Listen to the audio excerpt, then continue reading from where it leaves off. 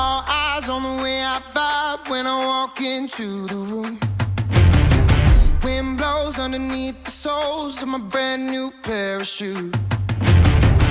I got the attention, I'm on a mission.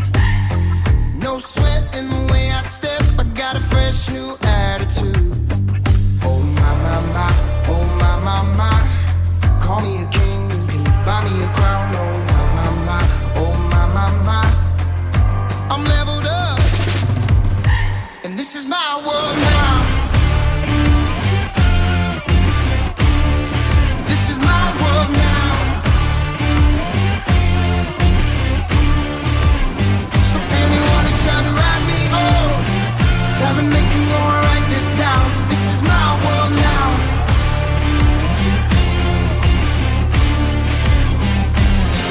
New look, got the ladies shook.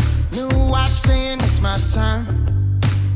These magazines wanna feature me, cause they know I'm on the rise. But the attention, I'm on a mission. Cause ever since I flipped that switch, my power can't be denied. Oh my, my, my, oh my, my, my. Call me a king, you can buy me a crown. Oh my, my, my, oh my, my, my. I'm leveled up, and this is my world now. This is my world now. So anyone who try to write me off, tell them they can go and write this down. This is my world now.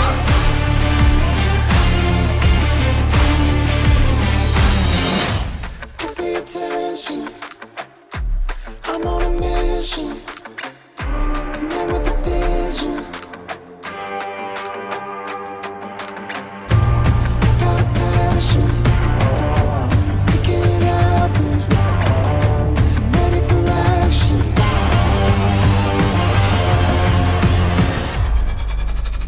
And this is my world now. This is my world now. So anyone who try to write me off, tell them they can go and write this down. This is my world now. So anyone who try to write me off, tell them they can go and write this down. This is my world now. And this is my world now. And this is my world now. And this is my world now. This is my world now.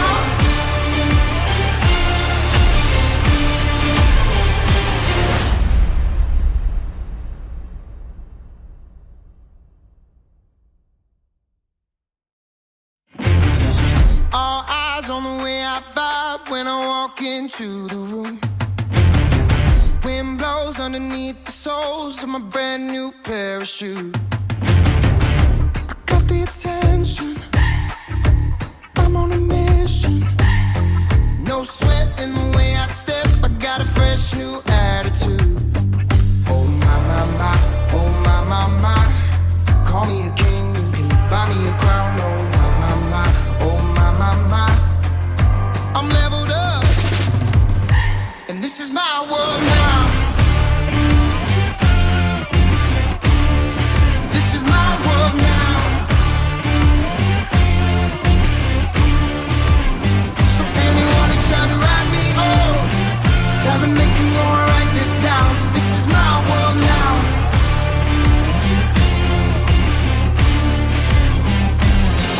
New look, got the ladies shook. New watch saying it's my time. These magazines wanna feature me, cause they know I'm on the rise. Get the attention, I'm on a mission. Cause ever since I flipped that switch, my power can't be denied. Oh my, my, my, oh my, my, my. Call me a king, you can buy me a crown. Oh my, my, my, oh. You are on the right path. are on the right journey. The journey of self-discovery, the journey of self-love, the journey of self-empowerment. Stay on this journey.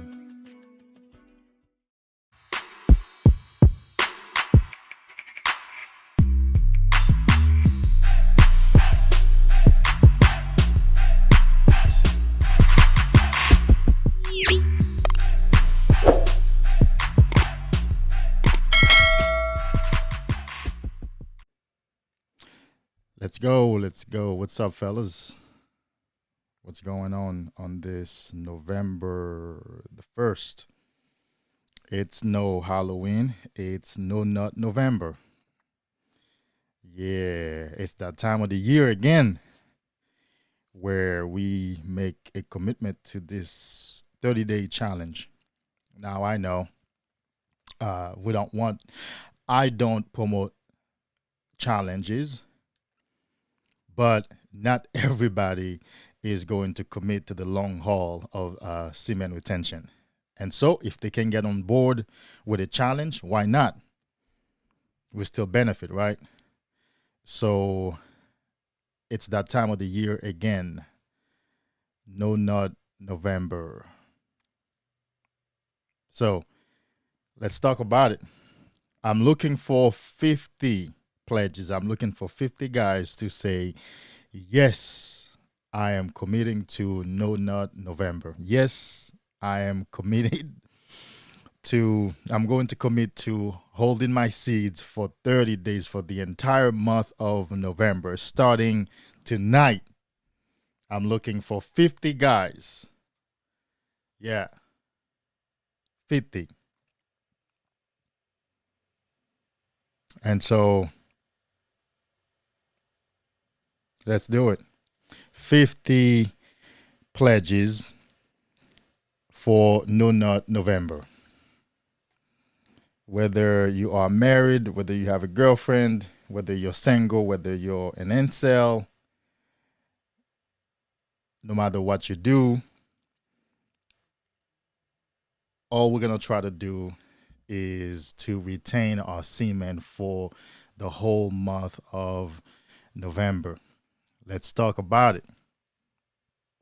So, no edging, no peeping, definitely no porn, no sex, definitely no head, because you know that head is gonna put you at the point of no return. It's gonna push you over that edge.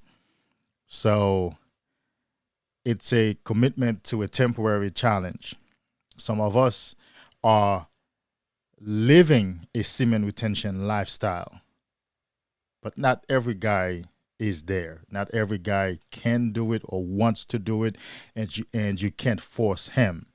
But he may want to get on the challenge for 30 days. So who wants to pledge a commitment for 30 days for November? Let's do it. There is a link. There's a comment pinned on top, and there's a link on there. You can just click on it, and it'll take you straight to me right here, right now. And you can say, yes, sir, David, I commit. I am willing to go 30 days without busting a nut. I'm willing to take that No Nut November challenge. I'm going to text some guys and ask them to come on and make a pledge.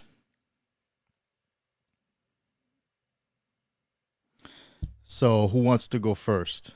Who wants to call in? Or say something in the chat. Give me a few likes, guys. Say something in the chat room. Are you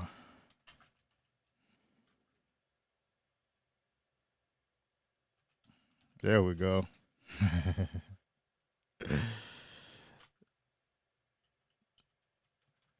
There we go. Who wants to commit to this year's 2020 has been a very challenging year. So why not take that challenge to another level? Why not really just crank it up?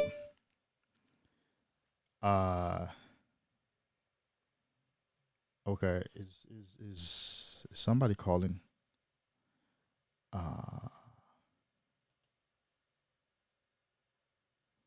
Okay, I think I heard something. And yeah, let's just take it up to another level. 2020 has been challenging anyway. Oh, okay, so that was my phone. Who's this? I've been holding on to my seed since October. Please believe you me, I will continue throughout November. I believe you. I believe you. Is this Coach Ali? No, that's not Coach Ali. That's just another Ali. Good to have you. I believe you. Like I said in the beginning, I'm not a proponent of challenges. I am more a proponent of lifestyle. But as I said, some guys, some guys are not making semen retention a lifestyle. Some guys are not enjoying this high level of living that some of us are or have been enjoying. So if they can't do it, then if they want to do a challenge, or if they think they want to take a challenge, then let's promote the challenge within the lifestyle. You see, maybe No Nut November challenge is probably going to be what convinces some guys to get on semen retention as a lifestyle.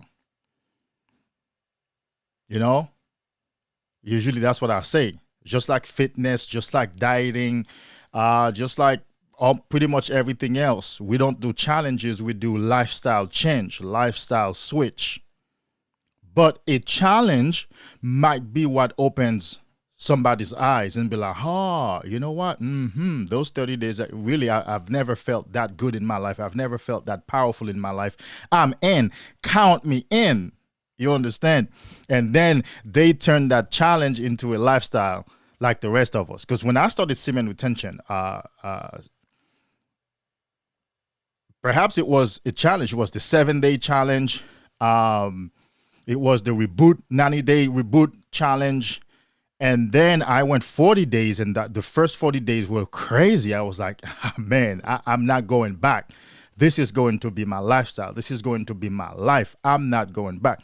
And so if No Nut November as a temporary challenge can be the impetus, the catalyst to a guy coming on semen retention as a lifestyle, let's do it. Let's go for it. Pledges. How many pledges do I have so far? How many guys? I'm looking for pledges. I'm looking for 50. 50 is a big number for my channel because it's still a small channel. The message is not small. The energy, the knowledge that's dispensed on this channel is not small. But in terms of numbers, yeah. And so let's get to 50 pledges. Just 50 yes. If you want to call in and be on say yes to me on the call line, and then it stays in the stream, you do it. You want to write it right here, you write it. We want that pledge. So Dado, day 1 today, completing the day 2 now. Well, my brother, congratulations to you. Okay, well, do I have? No, I don't think I have. Yeah, I do have applause, don't I? Yeah. Woo, day 1. You've heard it. What? You've heard that statement. Today is either day 1 or day never, or something like that, or one day. Day 1 or one day. So day 1, you took action, you started, you created a new energy, you have released a new frequency, something is working, right? Or one day, nobody worrying about anybody saying one day. So congrats to you for completing day 1, because every journey of 1,000 miles or 10,000 miles will start with one step. One step in the right direction is what we want. I like to say progress is what we should strive for. Perfection is not what we should strive for, because we don't have a reference for perfection. For perfection. but we can gauge progress. We can see where we were 2 years ago and where we are at today. We can measure that thing. We can take the numbers, and the numbers don't lie. So progress is what we should strive for. So congrats, my brother, and welcome to the team. My big brother, Adonis. I have a story for you, Adonis. I have these alpha guys. They make affirmations, and they produce content that take a man from mediocrity to excellence, like way up there. And then they have a piece of content on Adonis. And I was listening to that this morning, and then I was reminded of you. I'm like, your screen name, could it be that's the name? That's why you chose it. I guess we'll talk in person and you'll tell me.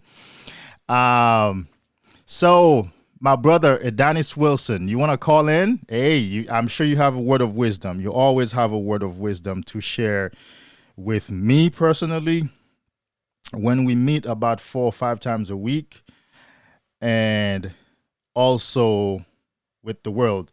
Adam Summer said, I'm in, brother. Yes, my brother. Good to have you on. Yeah, I want to write the numbers down. So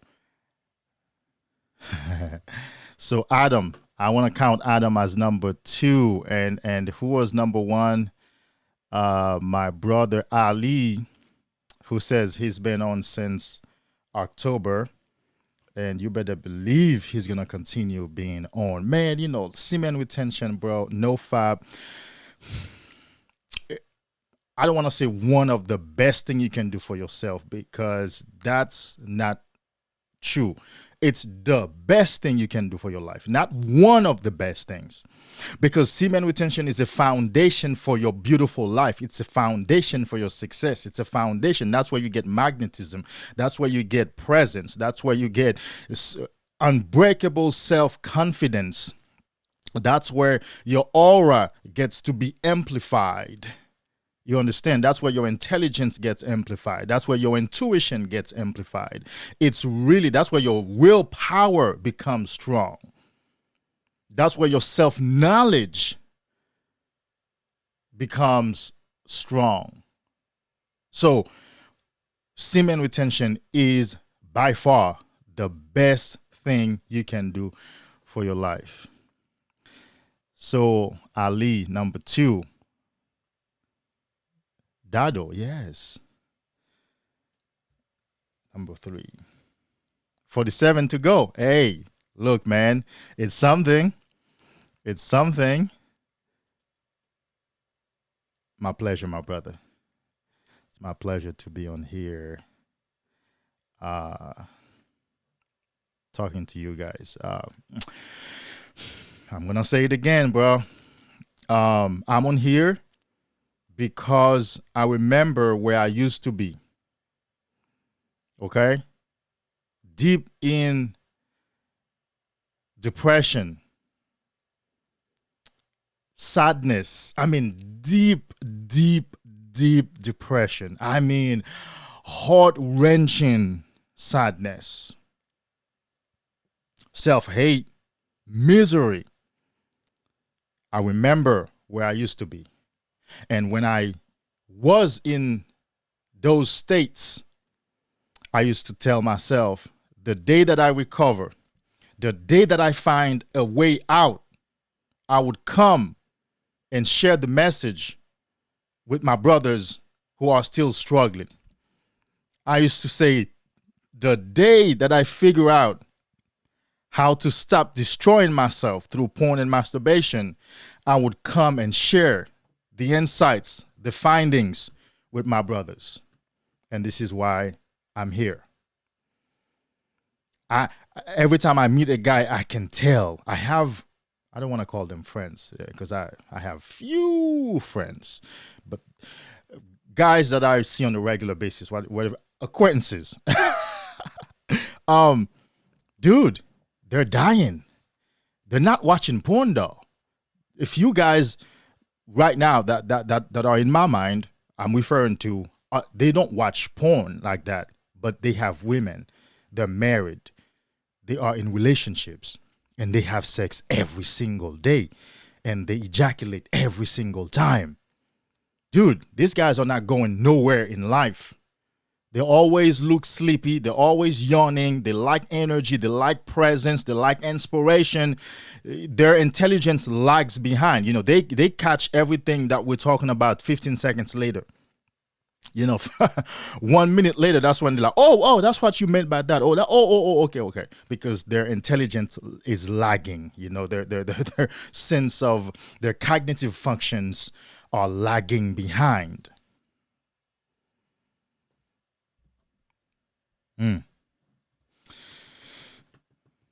It's going to kill you. Now, I am not an advocate for forever monk mode or forever hard mode. No. What I'm an advocate for is a more well-rounded experience. And that is, let's hold the semen for a long time, feel our best, operate in our best, do the things that we need to do. Let's build our strength. Let's build our knowledge. Let's build our intelligence, our intuition. Let's make our presence strong. Let's build it. And someday, and one day, you want to have sex, you bust a nut, hey, it won't kill you because it will have been maybe 3 months or 5 months or 6 months, but it'll be a more well-rounded experience. That's what I'm an advocate of. That's what I propose. That's what I'm a proponent of. Not this, well, I don't want to call it nonsensical, but it's more like you hold the semen and transmute it. Make it work for you. Do something with it. Acquire better friends because now you function on a higher frequency. You better people come into your life and you stay in contact with them. When you have an inspiration, you take action on that inspiration. When you get an idea, you put it to work. You establish that self-discipline and you keep perfecting that game. You make something happen. You bless people. You make that semen retention work. You make that new energy in your life work for you. That's what I'm an advocate of. That's what I'm a proponent of. Not the egotistical, I'm on 560 days, but all I do is go to work and clock in, clock out, go home, watch TV, move around, but, you know, fight myself to hold that semen.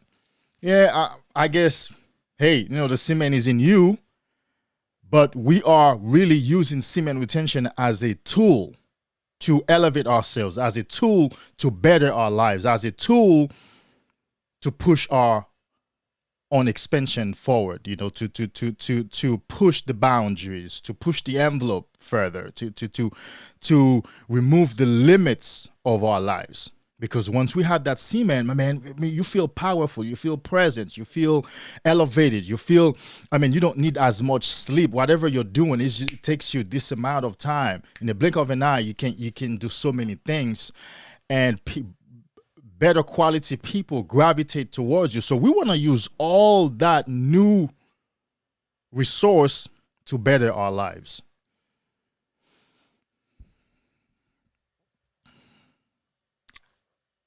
Yeah. Thank you, guys. Thank you for the likes. Appreciate it. So we have, what, 4 pledges so far? I'm looking for more, guys. Hey, you know, we have about 12 eyes. 12 eyes in the house. When I say 12 eyes, I mean 12 people, because, you know, I only see the little eye. So not 12 eyes like units, about 24 eyes total. But it says, you know, 12 of us, well, not excluding me. So I need more pledges, guys. You know, just drop a comment, say something, or somebody wants to call in. There's a link pinned on top. Call in and have a talk with me. You know, whether you might want to ask me a question, but I'm looking for that pledge. I'm looking for a number of guys, 50 to be exact. I'm at 4. 46 is possible. You know? Yeah, that's what happens. There's a lot of alarms coming in. They're reminding me to do stuff. Yes, sir. They're reminding me to do stuff. Because you got to do stuff. You got to keep doing stuff. Sly K1. Oh, I think I already got yours then. Then no, I didn't get yours. There you go. That's another one. That's number 5. That's number 5. 45 more to go. It's 50s is very ambitious, but why not? Shoot for the moon, I might land among the stars, right? There's nothing wrong with that. I'll still be among the stars. So let's do this, man. Let's do this. Let's do this, bro. This is self-love. Listen to this, man. You are on the right path. You are on the right journey. The journey of self-discovery. The journey of self-love. The journey of self-empowerment. Stay on this journey. Man, that's all we are doing, bro. Self-love, the journey, all we're doing right here as kings. We are kings, right? As men, we are kings. All we are doing here is put ourselves on a journey and keep ourselves on that journey of self-love, self-empowerment, self-expansion. That's the right path. That's the right journey. I encourage myself to stay on the journey because I have my own struggles. And I encourage you to stay on the journey because I know you have your own struggles. And the struggle is good, baby, because without the struggle, we don't have the story. Woo, bring that back. Without the struggle, you don't have a story to tell. This morning I woke up and I wrote in my journal 2 particular things in my life, porn being one of them, that are stories of personal victory to me. Where the other one is a relationship that I was infatuated by the person, by the woman. I was infatuated, I was obsessed with her, and I had been able to get out of it. So I wrote in my journal, because I woke up, those 2 things came to mind. It's November the 1st, it's No Nut November, and then I remember, man, I've done it. I've recovered from porn. Wow. I've recovered from porn. Wow.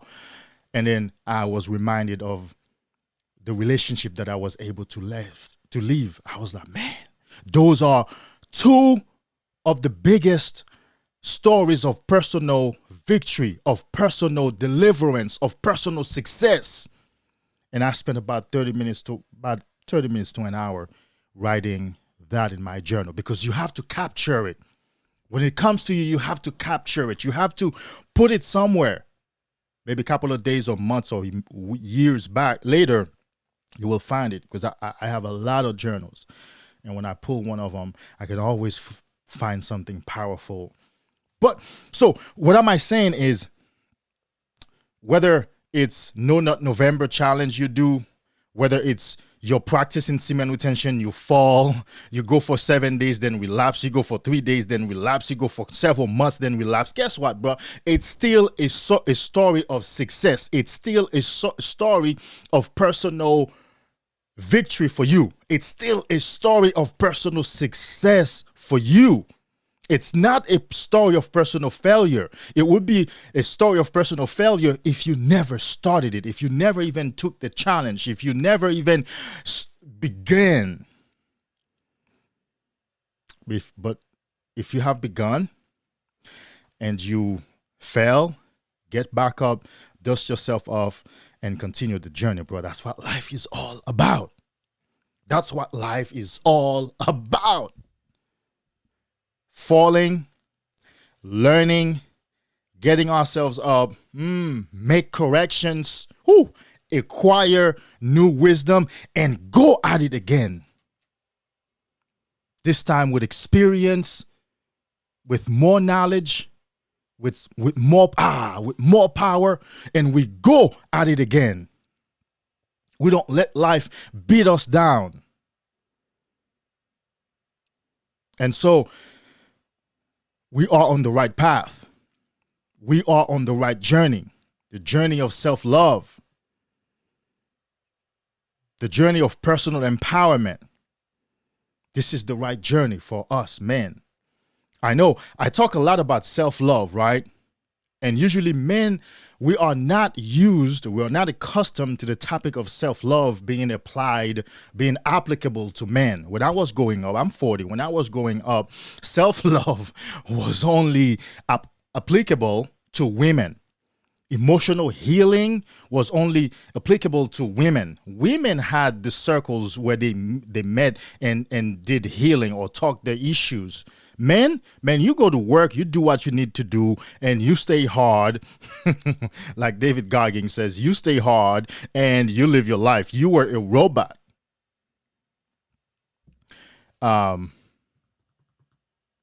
But those were the same men who weren't around for their sons, right? They were the same men who let the mothers raise their sons, and their sons became the feminized men of today. So we want to take the perspective of men have emotional issues too to heal. Men have self-love to consider. Okay? And so there are some decisions we can make that demonstrate self-love to ourselves. And the best decision that we can make to demonstrate self-love to ourselves is keeping that semen. Just imagine, this is the best juice of our body. Bro, as soon as I bust a nut, I feel so dead. We have to acknowledge that to ourselves.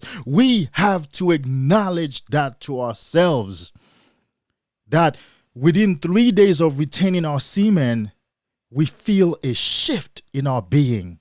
We feel like we are a totally different man. And as soon as we release that, we feel like shit. Oh, fuck. What did I just do? Oh, gosh. So then self-love is, man, I am going to choose that which is good for me. I'm going to choose the good feeling. I'm going to do my best to implement practices that help me maintain the good feeling.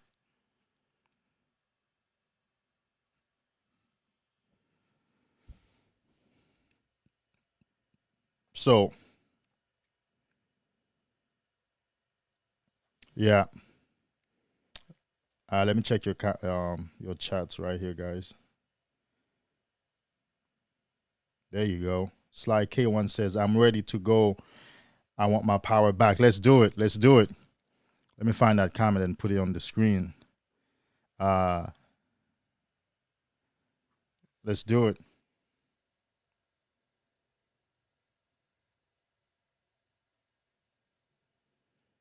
So Sly K1 says, I went 30 days, then benched this whole week. I didn't even see that comment. Don't worry, bro. Just go back at it again, man. Just go back at it again, bro. Let's just do it, man.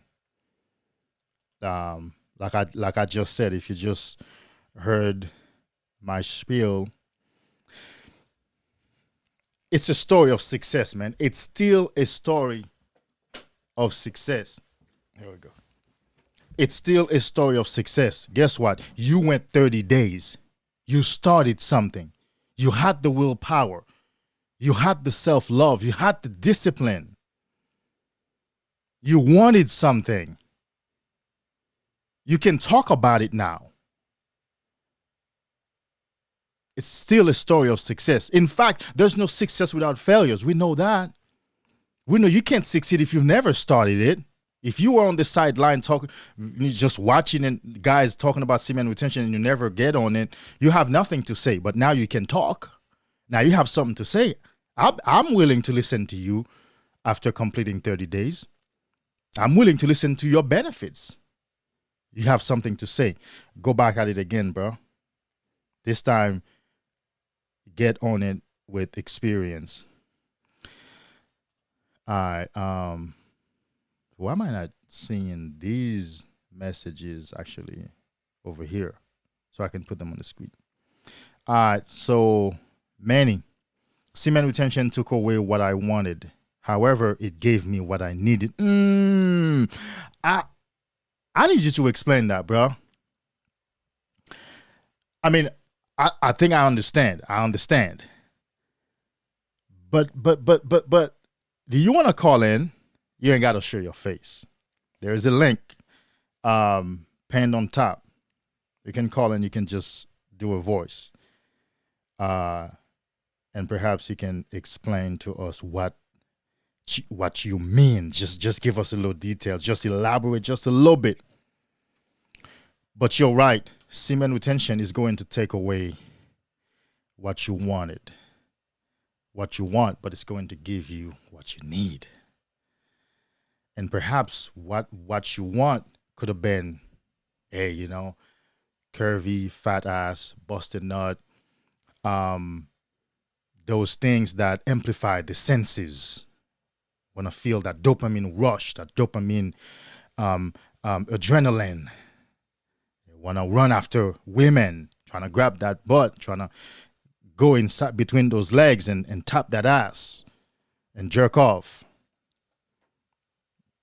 But what we needed maybe is peace of mind, self-love, personal empowerment. Yes, self-respect, being present, being strong. That's what we needed. And some more. Jamal Walker says, I don't want to fail anymore. Bro, just keep going. You know what? It's funny. Just keep going, Jamal. Just keep going. That's what it is. Give me a few more likes, guys. Let's do a few more likes if you can. Appreciate it.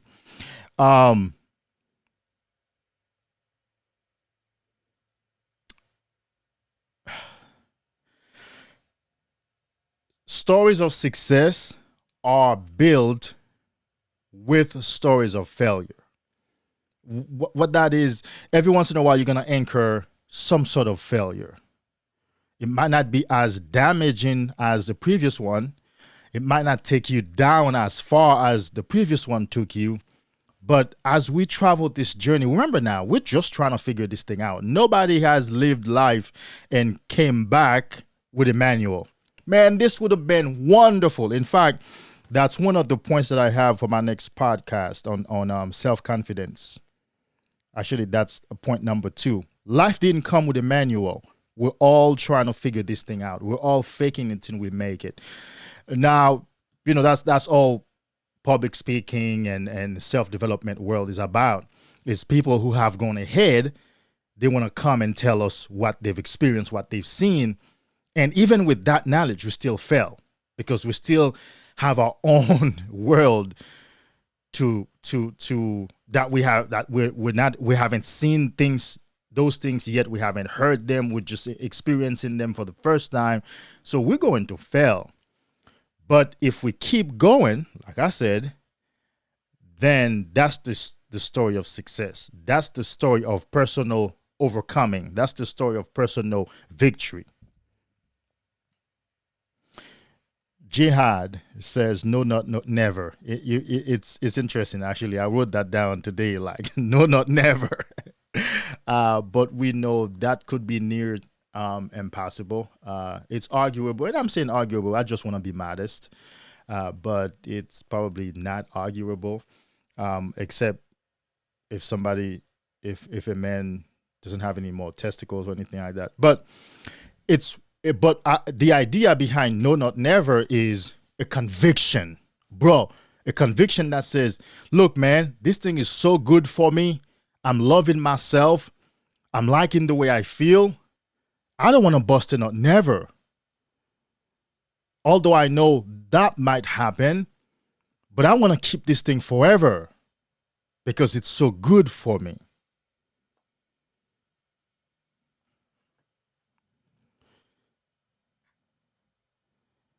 Dang. Let's put that on the screen. There we go.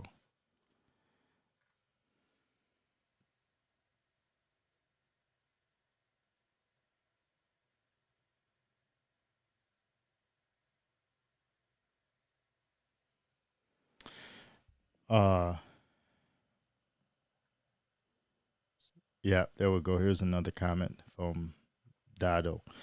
No FAB and semen retention, along with 30 minutes of meditation daily, gives me great result. Man, tell me about it. Man. And put exercise on top of that now. Powerful. When I first started semen retention, of course, I had to get on meditation because that was the next step. I used to do no less than 1 hour back then. And now with exercise, this thing is crazy, bro. Man, I'm hard 24/7. I keep going 24/7, and my voice has been getting so rusty. You know, it's been feeling lately that I'm losing my voice, but really it's like the old voice. Although after several years of semen retention, but it's the transformation in the body is so amazing. It's so amazing. When I talk to people now, when they start talking, I find my body just moves itself closer to the person and lock eyes with them. Like my eyes just go shoo. And at that moment, it feels like nothing else is happening, but I'm just listening to that person. I don't decide that. It's just a higher cognitive ability. It's a higher function. It's my body saying, well, this is what we do now. We pay attention to people. We pay attention so we get the information in, and we are present, and we are right here. People can feel that, man. They feel that you're into them. They feel that you respect them. They feel like there's something about you.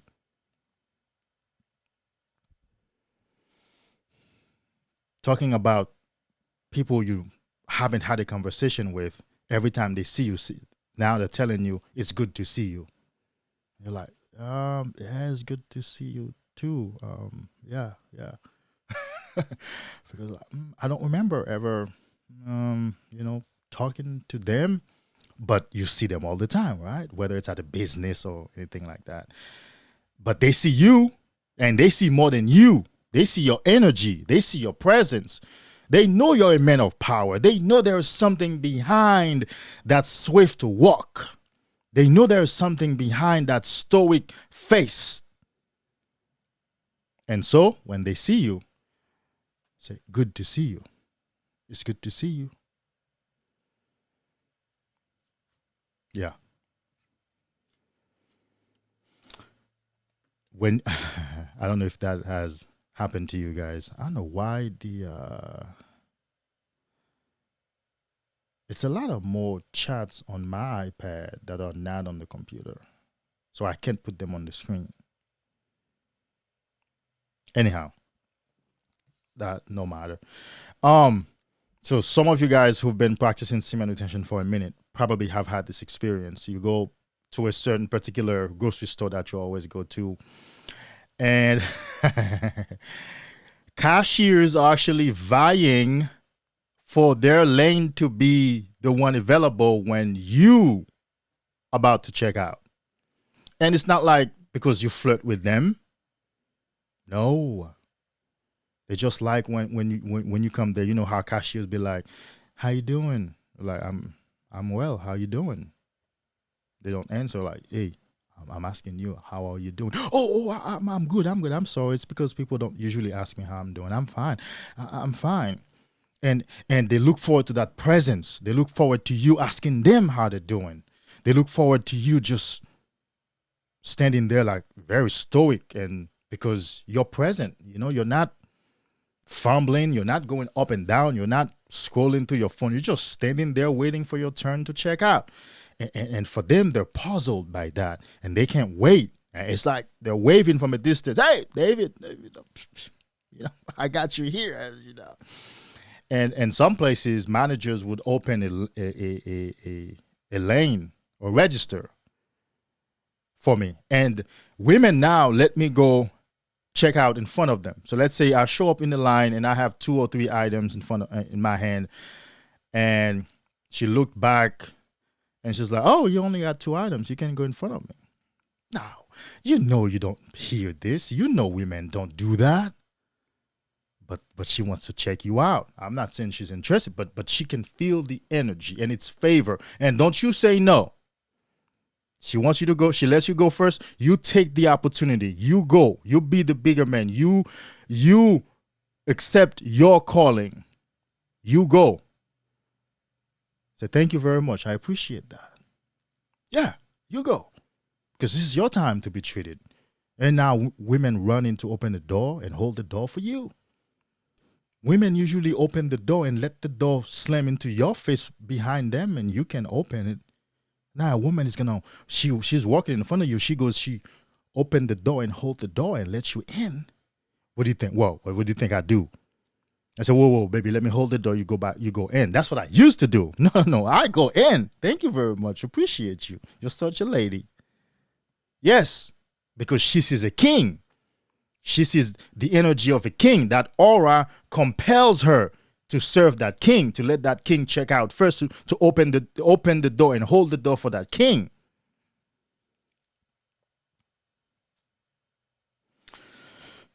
So, I'm looking for more pledges. Let's go, guys. Thank you for the likes. You guys doing a great job with the likes. So, any comments, guys? Any question? Any pledge? Say something. Say, yes, I'm on board. Yes, David, I'm in. It doesn't mean that you're going to make it all the way through, though. It just means that you make a decision, because you can't get anywhere without that initial decision. You can't do anything without that initial decision. Right now, if you ain't making the decision, chances are you're going to bust a nut tonight. Let's be honest. But if you make the decision, you might skip tonight. You might last the whole week. It's the decision. We need to make the decision. And then everything else will be easier when we make the decision.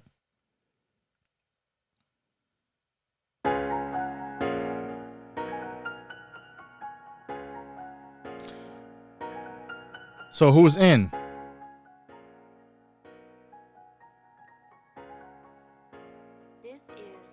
Who's in?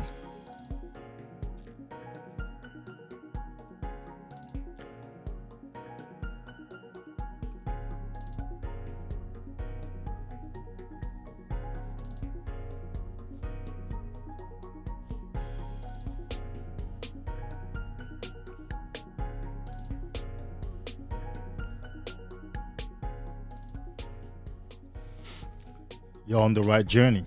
The journey of self-love, the journey of personal and empowerment for a man. My brother, well, appreciate that. Good to see you, man. Good to see you. Let's see what my brother says.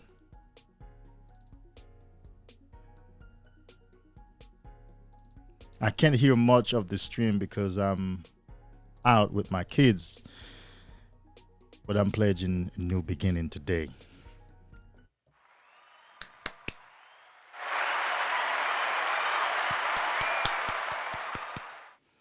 Appreciate it, brother. Thanks for stopping by, Coach. I appreciate your super chat. I appreciate your words. Yes, do what you got to do with your family, brother. Do what you got to do. Thanks for stopping by and making some noise, making your presence felt, and pledging your commitment. So we are at number 6. I'm looking for 50, guys. 50. I've been on for 48 minutes for 6 pledges of No Nut November. It's doable.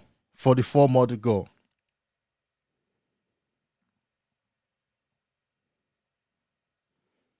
Thank you, Ali.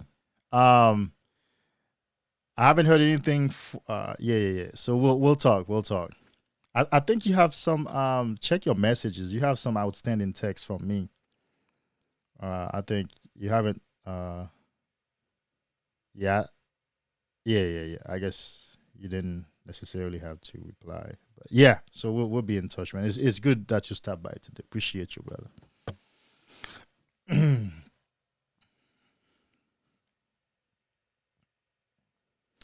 Let's get some more pledges in, guys. Some more statements. Some more. Yes, I'm in.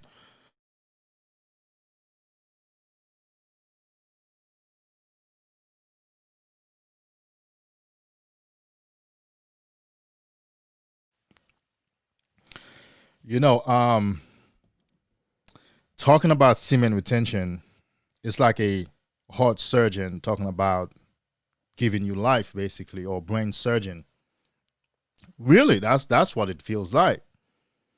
Because all I'm encouraging myself and you to do is to keep more of your life. That's what it is. Ahmed Mohammed, you're back. It's good to see you again. 531 days, almost 2 years of semen retention. Count me in. Of course, you're already in. I mean, nobody can take you out. Thanks for stopping by again, my brother. It's good to see you. Yeah, thanks for stopping by again, and congratulations on counting those higher numbers. Yeah. So we know it's not easy. You must be very busy. You must stay very busy and stay on your purpose in order to keep going that many days. And so, like I was saying, talking about semen retention, talking about maximizing a man's potential through semen retention. That's why if you've followed any of my streams or if you've watched any of my videos before, you know I like to talk about using semen retention as a tool to maximize our potential, as a tool to make ourselves better, as a tool to transform our physique, as a tool to transform our intellect, our mind power, as a tool to improve our to amplify our cognitive functions. That's what we're promoting here. And so, whether you've been on this journey for some time and you've had a few relapses, get right back on it, bro. Right now, you'll have a little bit more experience. You'll have a little bit more knowledge to continue. That's the nature of life. You know, just get back on it. If you are new to it, then let's do this. Let's start with the challenge. Let's start with No Nut November challenge. Let's start with the challenge, man. Yeah, you know, let's start with 30 days. 30 days in this November. So I don't know if you guys know this company called. They advocate no porn. They advocate, you know, porn recovery and stuff like that. So I got an email from them that says no porn November. Fight the new drug. Fight the new drug. I'm sure you have heard of Fight the New Drug. They have the podcast called Consider Before Consuming. And so the email says no porn November is here. Hey man, it's not just no porn November, all right? It's no nut November. So we're not about to change this thing. And I know it's a big company. They're raising money. They're doing interviews with a lot of people. But listen, these guys were not addicted to porn. They just have a love for it. They just want to do it. They just base their work on research. And they focus more on the porn part because, you know, I think the background is Christianity or some sort of religious background. And they focus on the sex trafficking, human, you know, humiliation type of part of pornography. But hell, the majority of people on pornography are willingly doing pornography. You know, I'm not condoning the bad stuff. Yeah, there's a lot of bad stuff that happens because I'm sure I've watched videos in my porn journey where I would feel like, um, she looks afraid. She looks like there's somebody behind the camera threatening her. Yes, I've watched one or two videos like that, and of course, I had to exit out because it kind of feel like, it seems like she's afraid. She's not doing this yet, but now with the rise of OnlyFans and so many rooms, what they call them, whatever the rooms that you go and watch, these ladies are making money. They're getting a bag. They're doing this thing by themselves out of their own free will. And so we're not gonna change it to just no porn November. It's no porn / no nut / no jerking off / no edging / no peeking / everything that would cause a man to lose his semen November. That's how it started. That's how we're gonna keep it.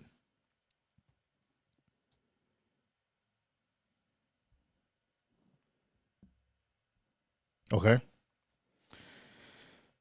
All right. Ahmed, what'd you say?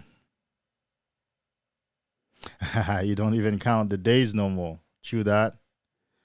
What did you say? I don't even look at the days no more, brother. Just double check now to see the number count on my app. I don't know of if it's normal. I don't even think about sex, just chasing my goals daily. Hey, so let's talk about that though. Yeah, let's talk about not thinking about sex, just chasing your goals. In my journey, and it probably must have been, I don't know, 2 years in or something like that, I did get to a point where it felt like, I don't want to say I wasn't sexual no more, but it felt like, sex is not a factor in my thinking. Like a woman is not a factor in my thinking. And it kind of scared me in the beginning, right? It kind of felt like, and some guys have had the same concern. Am I losing my libido, my sex drive, that masculine sexual power? Because I'm retaining my semen, I feel strong, I feel powerful, but boy, I'm so focused on my goals. Even if I would get a number or give my number, I don't even want to interact. I don't even want to go out. It's a phase. It's a phase. It's going to give way to a new phase, at least in my experience, where you will see the ladies, you will acknowledge them, you will get the boner throughout the day and the night, especially if you're working out, and you're gonna interact with the ladies, and you're gonna still keep the same focus on your goals. But then you're gonna have a more well-rounded experience. You won't feel like, man, my mind is just counting these things out altogether, which is a great time for you to accomplish your goals. And one thing we do know for sure, you're still alive, you're still keeping your semen. You can't lose your sex drive. We know that. We know that for sure. We know you can't lose your sex drive. We know it's not like, well, I kept my semen for 3 years and I'm no longer sexual and I can't do anything no more. Oh, woe unto me, poor me. That's not possible. So we know, should you have to go back, or should the time come and that's what you want to do, man, it'll be right there for you, bro. Yeah, just keep working on your goals, man. Just keep chasing your goals, making the best of your life. Give me a few more likes, guys. I need more pledges, guys. More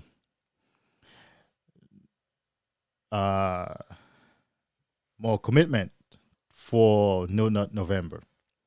Looking for 50 pledges to No Nut November. I think that's what I should have written. I think that probably could have been misinterpreted to mean pledges in terms of money. Oh, Yeah. I didn't think about that. But no.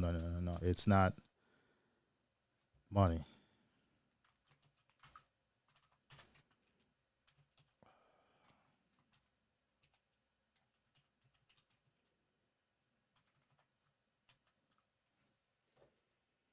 You are on the right path. You are on the right journey. The journey of self-discovery, the journey of self-love, the journey of self-empowerment. Stay on this journey. All right, let's see if this works better. Looking for 50 pledges to No Nut November. Oops.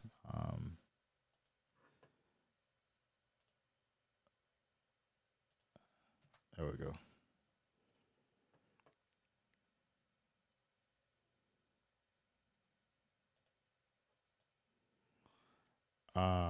Yeah. And so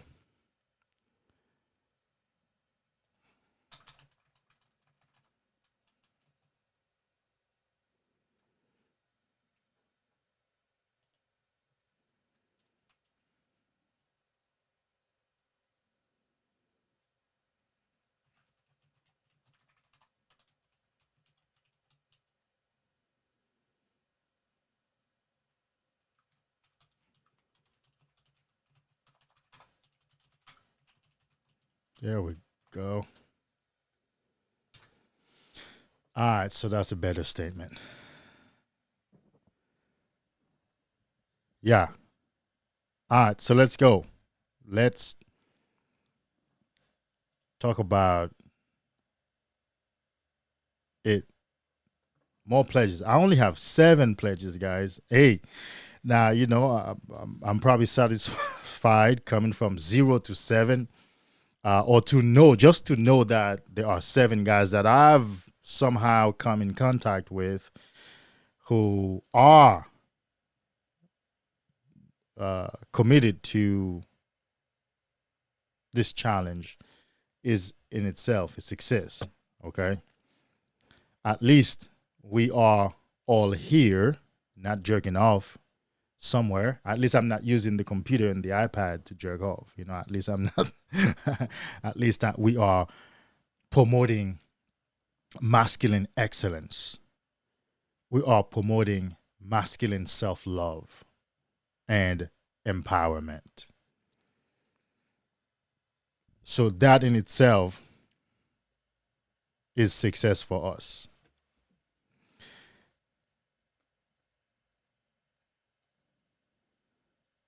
Hey King, are you still on here? Adonis Wilson, are you still on here? Uh, put a yes in the chat.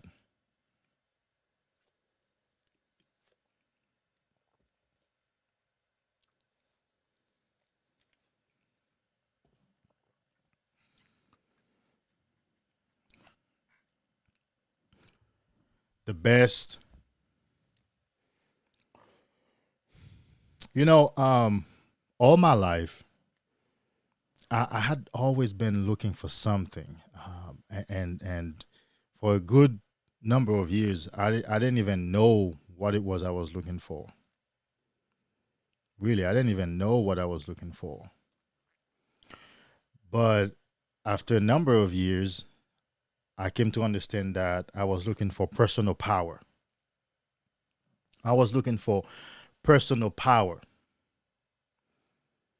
But with all the knowledge that I had, all the readings, research, studies, all the different philosophies, schools of thoughts that I had adapted, I didn't reach a place where I felt like I found personal power until semen retention. As I like to say, semen retention is the foundation for masculine success. Because it doesn't matter how many seminars you go to, it doesn't matter how many degrees you have, it doesn't matter how many books you have read, how many notions and principles that you know. If you keep busting the nut, you're gonna sound dumb. because each time you bust a nut, part of your memory leaves. So you're not gonna remember those principles. You're gonna be like, what was it about? Dang, I can't remember it. Oh gosh, yeah, because you can't remember. So it doesn't matter if you had already studied it and stored it in, you're not gonna remember it. And that's one aspect. Another aspect is you won't be self-disciplined enough to take action on the knowledge that you have.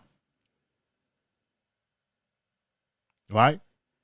And another aspect is you will be fearful, lacking in self-confidence, and you will be plagued by inertia and lethargy. So you won't be able to do anything. So it doesn't matter. That was a huge revelation for me in my life when I got to a point and realized, OMG, it doesn't matter anything that I do. If I'm spilling my semen all over the place, if I can't retain my semen, I won't have any success in this life at all. It doesn't matter what I was doing. It doesn't matter what I was doing. It doesn't matter the people, the colleagues, the business colleagues, the new friends I was making. It doesn't matter, because one of these days they're going to send me a text message and I'm not going to reply. I'm going to get an email. I will not reply. One of those days I will do something that will cause me to sabotage that opportunity, because I'm not in the right headspace, because I'm wasting my semen, because I'm lethargic. So when I got that revelation that, oh, snap, it doesn't matter, period. It doesn't matter anything else a man is doing. If he is wasting that semen, he is still going to sabotage his success. Yep. And I do want to confess that my life has been filled with opportunities all my life. I've met successful men who took me under their wings and who caused me to go to school and get certifications, and in a particular situation I became a real estate agent and public notary, a individual tax preparer. That's one particular person. Then another man took me under his wings and introduced me to the world of broadcasting, because he thought my voice was okay, my personality was a radio personality. And in another instance, two white men I met took a liking in me and invited me to a car dealership business, which I lasted about 6 or 7 years with them. Opportunities came my way throughout the years that I have been in America, okay? But guess what? Throughout this whole time, I was still watching porn and jerking off, and I messed up every one of those opportunities. I did. I sabotaged every one of them. Yep. Because all I had to do was just a binge weekend. If I go home on a Friday and binge for the weekend, man, you better believe Sunday night I ain't replying to no email. I'm not checking no email like what we call best practices, best business practices. Sunday night, Sunday evening, kind of check the email and see perhaps what you need to work on first on Monday, going back to the office and blah, blah, blah, blah. I ain't doing that. In fact, I'm coming to the office at 1 p.m. when it's about 4 hours left. And in fact, I probably won't show up at all and won't reply to any email. I'll probably skip an appointment to show a house as a real estate agent, because I had mental fog and my head was so light and I couldn't afford, being present and going through that whole transaction. And so much more. In the dealership, I lived closer to the dealership, so I would be the one to close. So I put my car outside, lock the gate, come back in, and spend time in my office. And I was stripped naked in my own personal office where I do business, where people come and sit down and sign contract and get loans and purchase vehicles. I would strip down, put porn on the screens. Yeah, I had big monitors, several monitors, and fire that baby up and blow it up and strip naked. Dang, dang, dang, dang, dang, dang, damn. Business place making thousands of dollars a month. My money, my investment. I'm stripping naked in my own office. Jerk off, then clean the floor and go home and come back the next day to do business. You think that after a while, what do you think would happen? That energy killed that business. That lack of presence, that lack of dynamism, that loss of that chronic loss of energy killed me and killed the business. Dropped out of college. Man, I don't want to study no more. It's too hard because I can't focus. So it doesn't matter the opportunities that come your way. It doesn't matter the knowledge, the friends, the colleagues, the people who take interest in you, the people who want to invest in you. If you can't discipline yourself sexually, you're going to mess that up. And men are famous for that. Men are famous for messing up opportunities because of sex.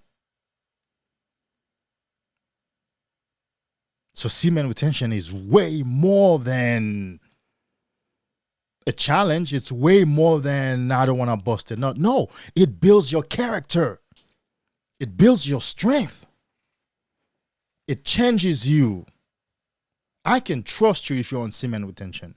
I can believe your word.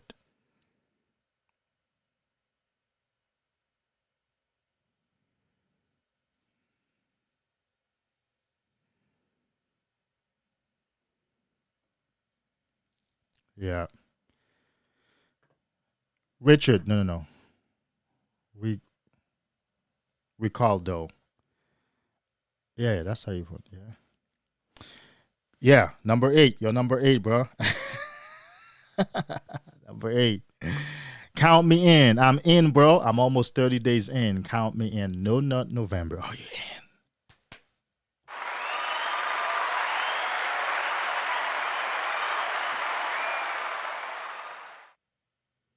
Yeah. Let me put that on the screen. Porn is a hell of a drug. Damn, dude. Tell me about it.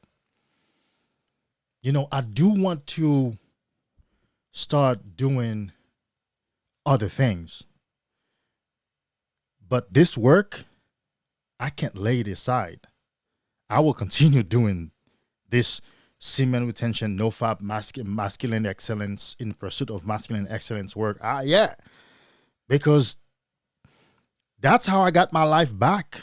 I got my life back by doing these things, by practicing them by myself, behind closed doors, without cameras, without a studio, without these equipments.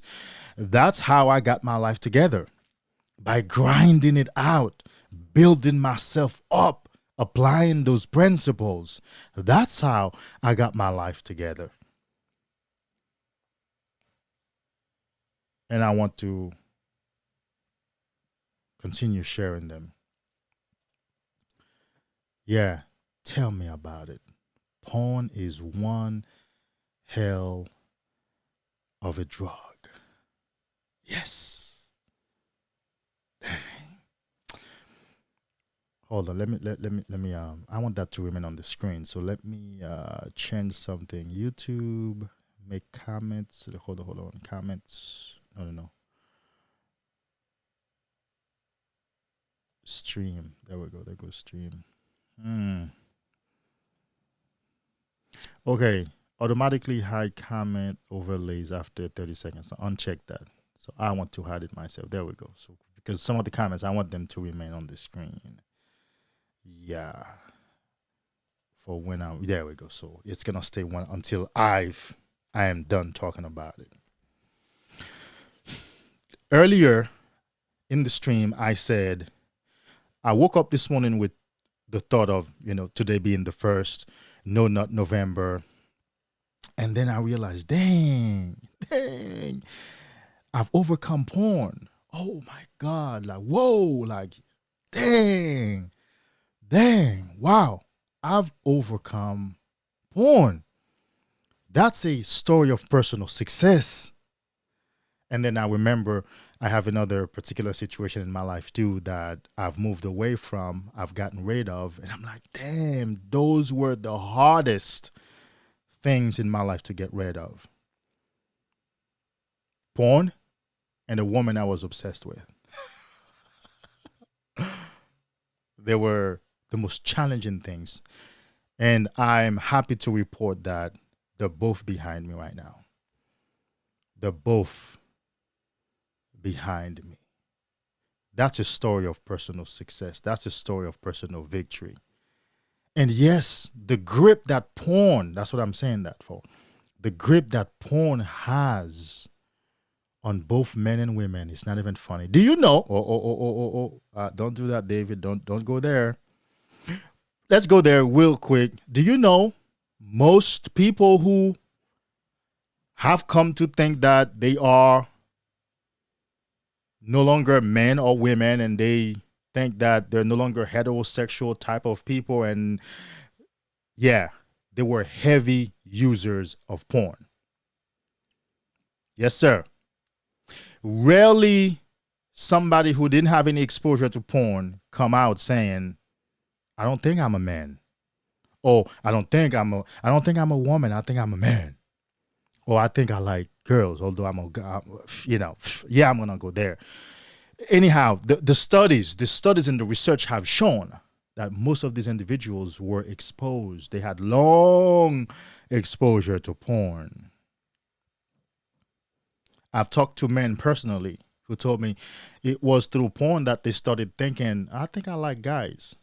And when they stopped watching porn, they're like, well, whoa, wait a minute. No, I don't like guys. It was watching porn that sort of grew on me and messed with my thinking.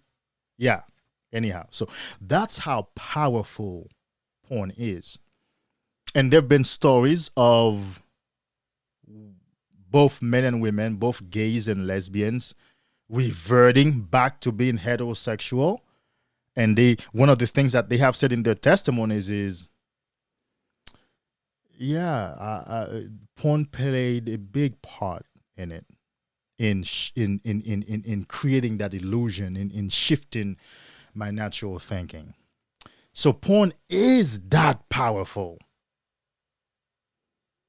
Shit.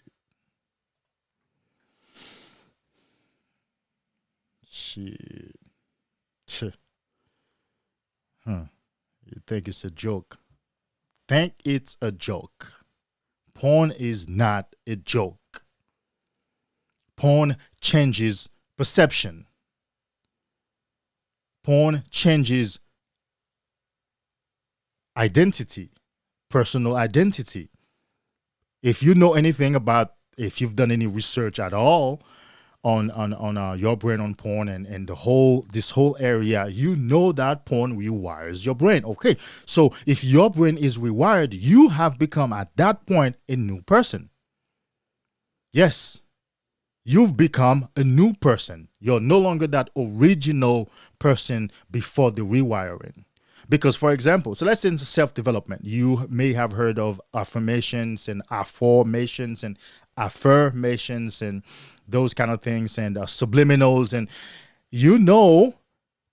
they are meant to rewire your brain. They are meant to rewire your brain, whether it's for self-confidence, taking action, or seeing yourself a certain way, like worthiness and stuff like that. Whatever that particular area you might need work in, they are meant to rewire your brain. And once your brain is rewired in that particular area, you become a new person. You can come from being so lazy to being the swiftest person around, like the person who takes action in a heartbeat, because you rewired that part of your brain. You become a new person. Imagine watching porn for 10, 15, 20 years. And for those people who end up watching, whether it's homosexual porn, and after a while they started thinking, oh, I think I'm like them. I think I'm one of them. I think I was born to do this, Anyhow, let me just lay off that for now, man. Now, I'm not staying quiet now. Perhaps I don't want to turn the stream on, into that. But yes, to your point, porn is one hell of a drug, bro.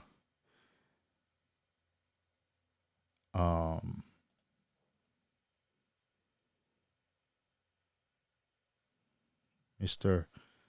Whoa, always mad. Ding, ding, ding, ding.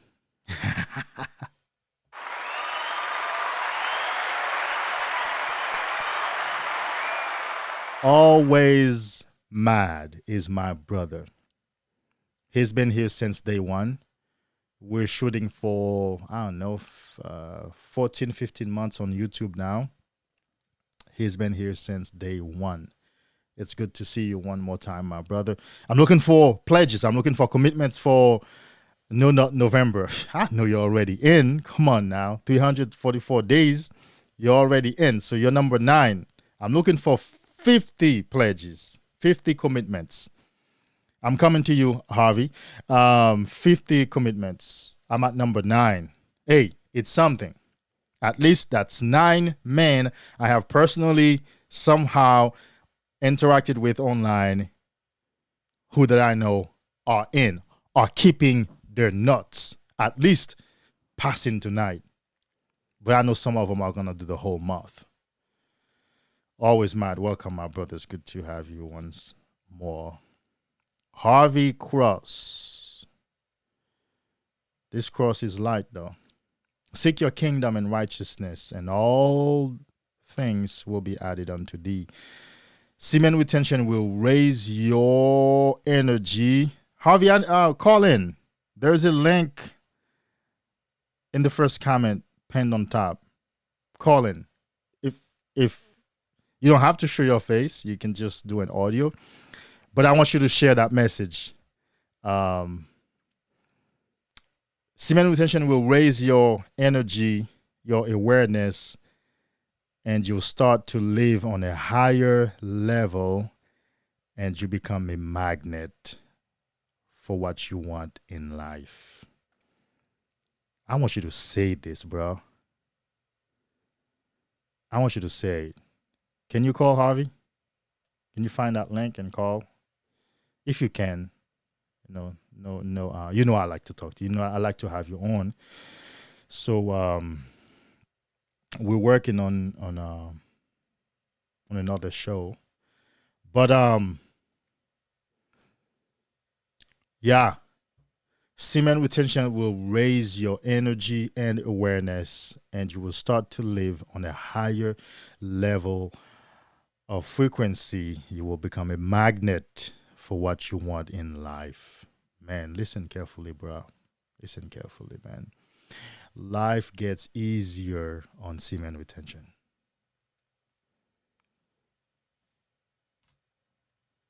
Period. Man, of course it would. You feel your best. You're powerful. You're strong. Most of your fears have gone away. Your anxiety vanished in thin air. Your anxiety. Listen to me carefully, bro. This thing is freaking magical. Your anxiety vanished. You feel like a king. You feel like you own the space where you're standing. You feel like you own the air that you breathe. You feel like this is your world and these people are in it. And they need to abide.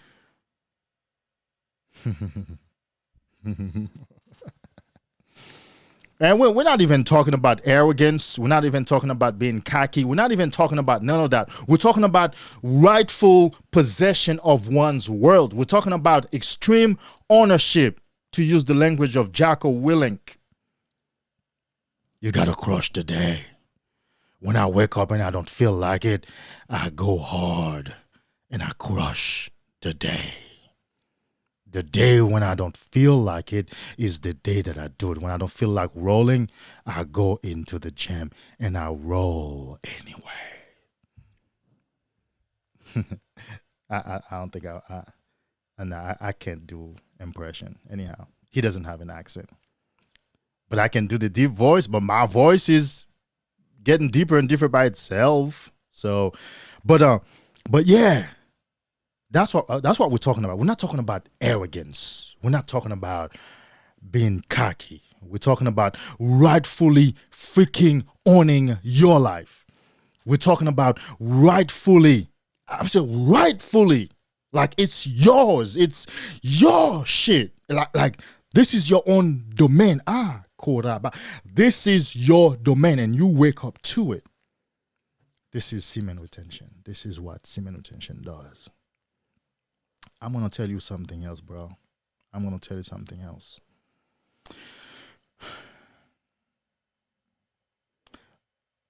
Oh, really?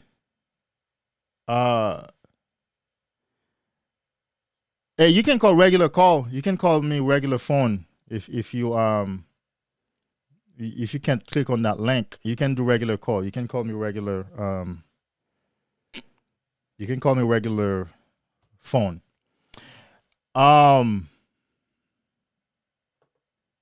Joe, hold on, let me put that on the screen. So deep, you are the realest motherfucker. Oh, you mean YouTuber in this area. Keep it up, brother. I thought yeah, that's how down to earth you are on semen retention. Yeah. You're the realest motherfucker in this business. And we're not even being cocky with it. We're not even being cocky with it. What we're saying is this is what's ours. We're just taking back what's ours. You know, I have a Christian background. There's this thing about taking it all back from the devil type of mentality in the church, like taking it back. In fact, there was a song that talks about that. Man, I wish there was a song. There's a Christian song that's very popular that talks about taking it all back from the devil.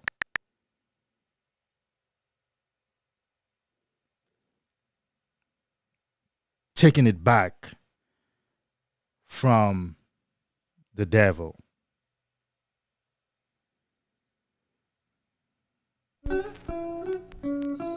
You know that feeling you get when That's you what we're listen talking to a about. classic vinyl album? It's like that, but bourbon. We're just Old talking about Forester never gets old. taking our own life back. The life that we are entitled to. That's it. So I take it all back, take it all back, take it all back. I take it all back, just a half. And I take it all back, take it all back, take it all back. That's what it is. Somebody says something. One of you, Mr. Bulldogs.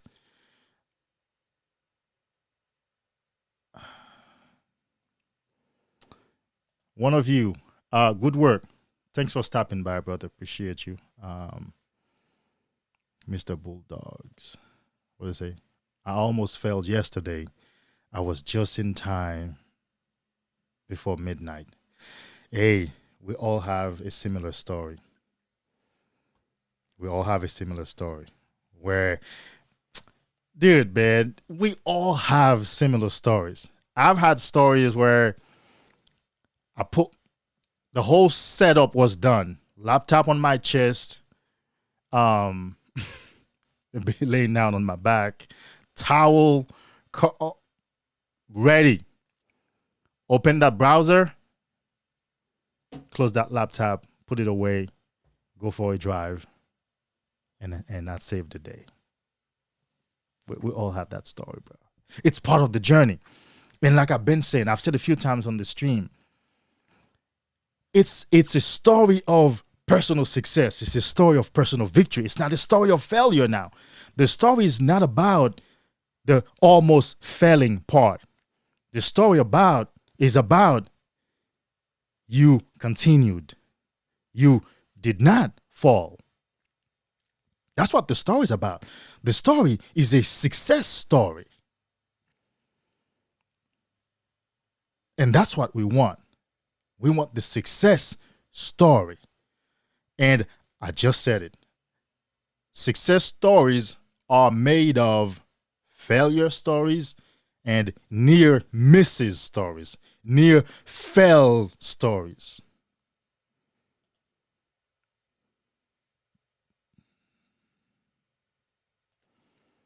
Well, always mad. What's up? It's funny you said that because I had a woman tell me no need to be cocky. This journey actually made me not care about a lot of things and made me live, love myself more. Yes, absolutely.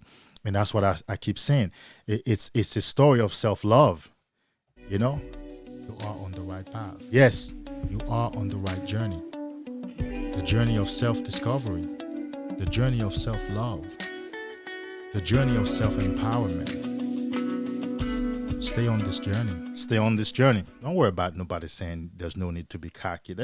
According to her, she doesn't know what dynamo you're operating on. She doesn't know what power you're sitting on. She doesn't know what masculinity you're sitting on. She doesn't know crap. All she knows is feminized men. That's the thing. That's what she knows. All she knows is feminized men. Men who put their tails between their legs because women are around. That's the man that she knows. Bro, I had to be honest with you. This lady, I went to a store with this COVID-19 thing, and this lady said, she was an older lady, so I was very easy on her. You don't have your mask on. We are in the midst of a pandemic, and you're not standing 6 feet. I said, I am so happy that you have your mask on and you're standing on the 6 feet sign. That's what we need. You're protected. You're older. You're fine. Yeah, but I said, listen, ma'am, you don't tell a man what to do. Please. Don't tell me what to do. That was the end of it. And that was just the most recent example. But I tell men and women all over the places, whoa. Are you telling me what to do? Because you don't tell me what to do. Yeah, you tell these feminized men, because the world has become, the world is full of feminized men. And I used to be one of them. Shoot.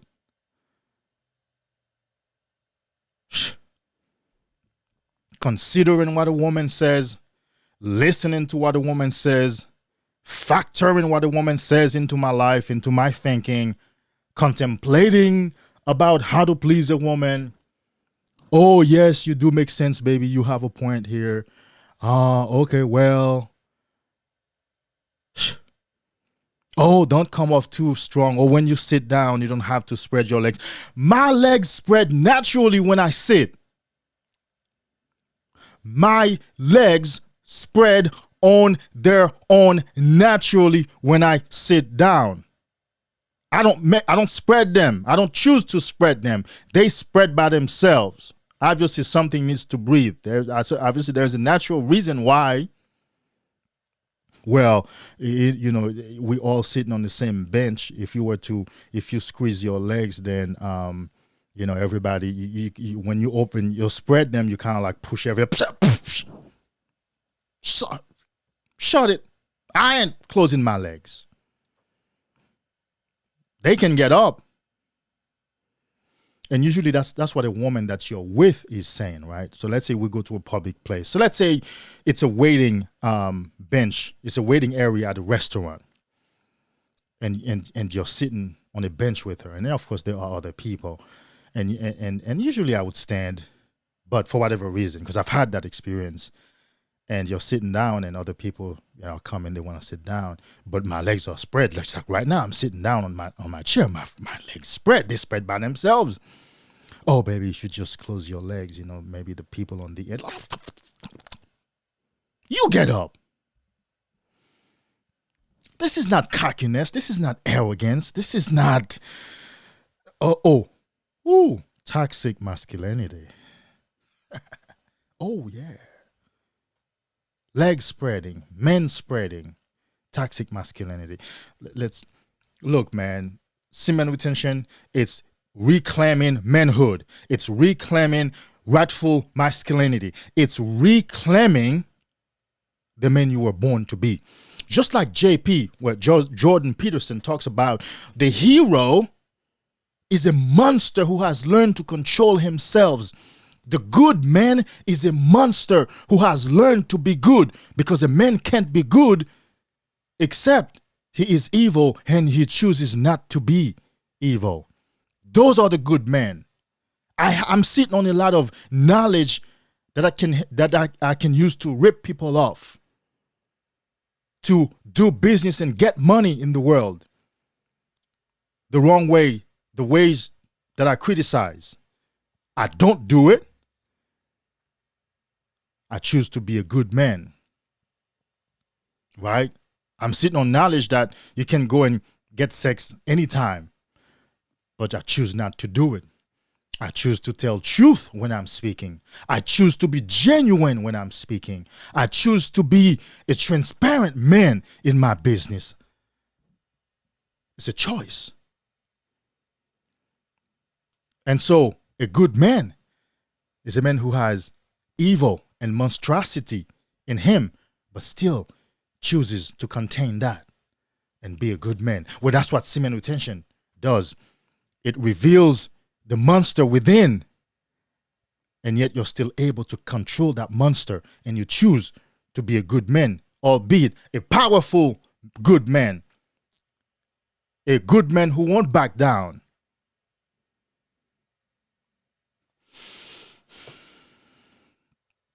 Give me a few more likes, guys.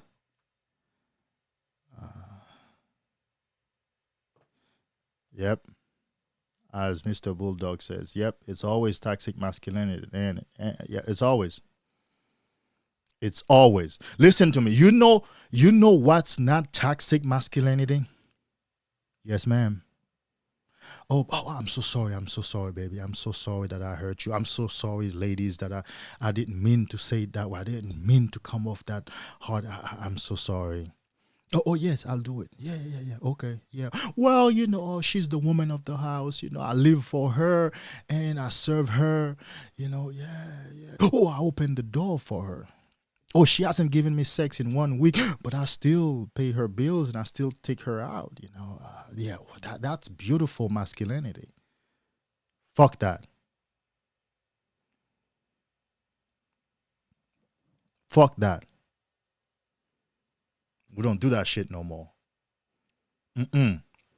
We're not a lot in the world. It's a small amount of men, but that's enough.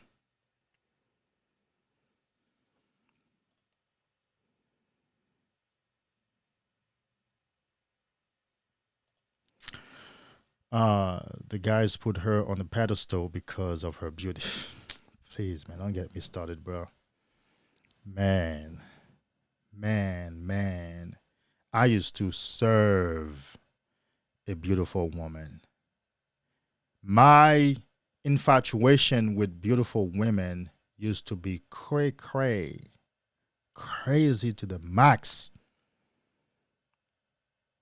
I had to do a meditation, a transcendental meditation or cosmic fusion meditation, to remove that out of my system, to remove the paralyzing effect that the beauty of a woman, a certain kind of woman, had on me.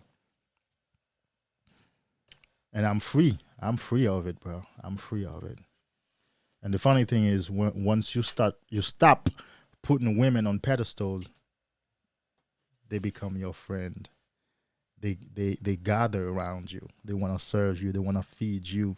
They want to give you good advice. Of course, they want to give you that coochie too, but you pick the best one. You don't.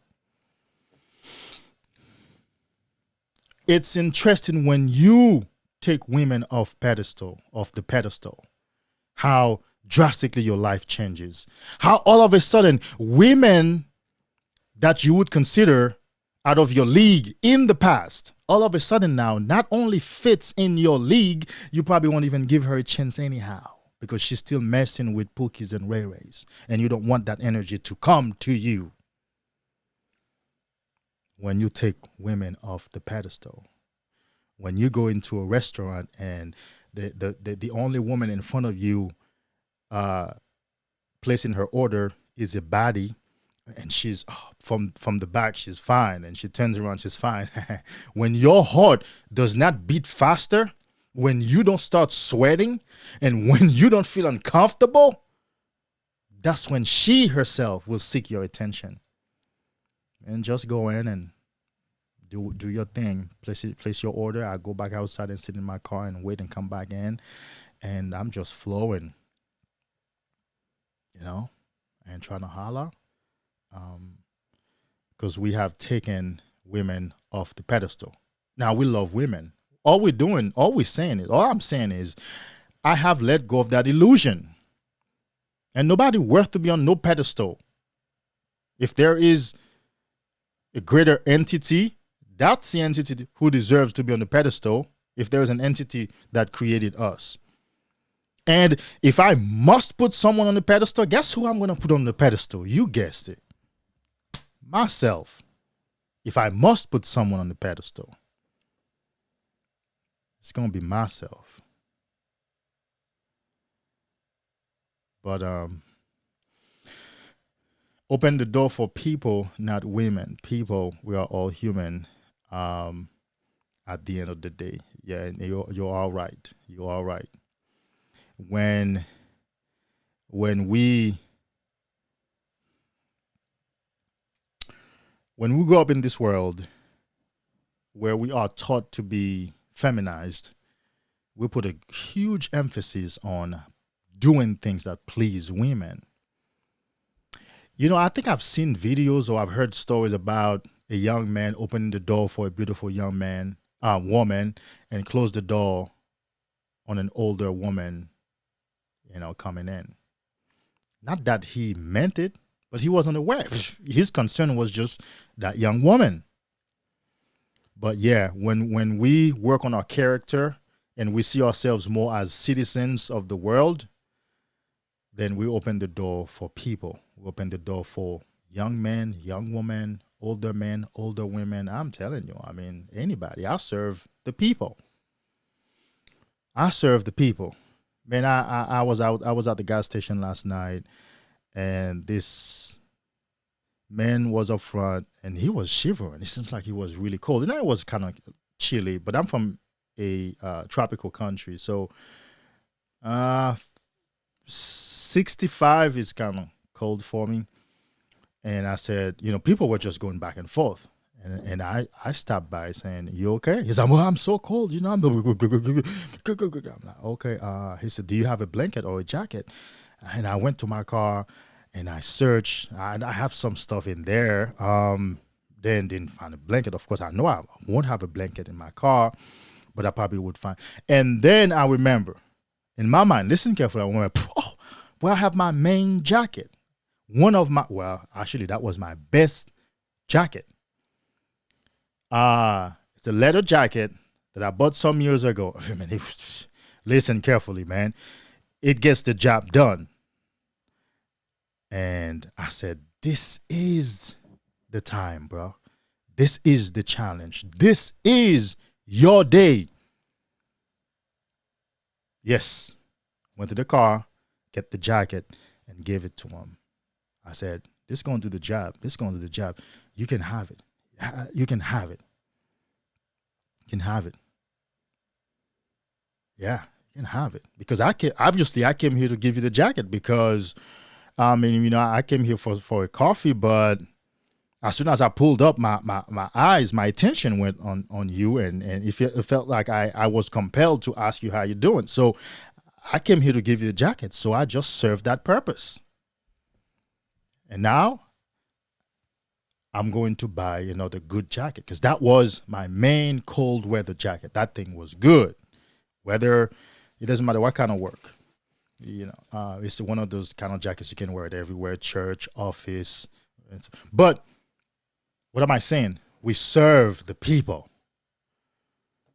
We serve the people. I was happy to give it to him because if I had given it to a young woman, maybe the unconscious motivation would have been pedestalizing her. So yes, you're right.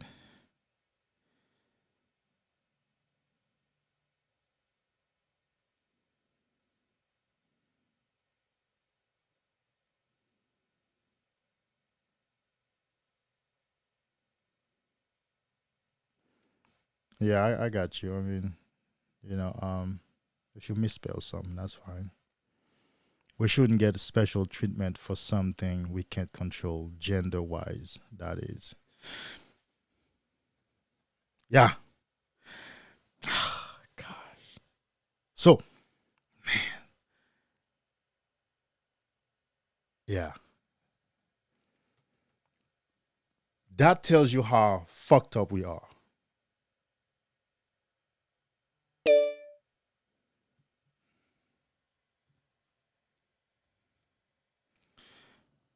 Yeah. That tells you how backwards society is. Yeah. Yeah.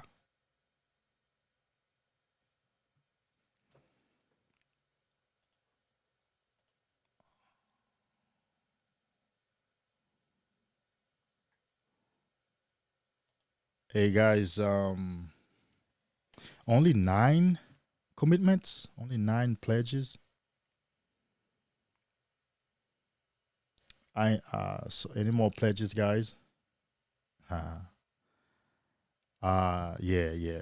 So I'm collecting commitments for No Nut November. Yeah, I know I may go off tangents, and then they're not tangents. They are part of the overall masculine excellence discussion. I'm looking for guys who will say yes, not that you will owe it to me, but you owe it to yourself. You will remember that you said yes to somebody else as a way of establishing accountability. Accountability is very powerful in making progress and success. There we go, Mr. Bulldogs. That makes it 10. That makes you number 10.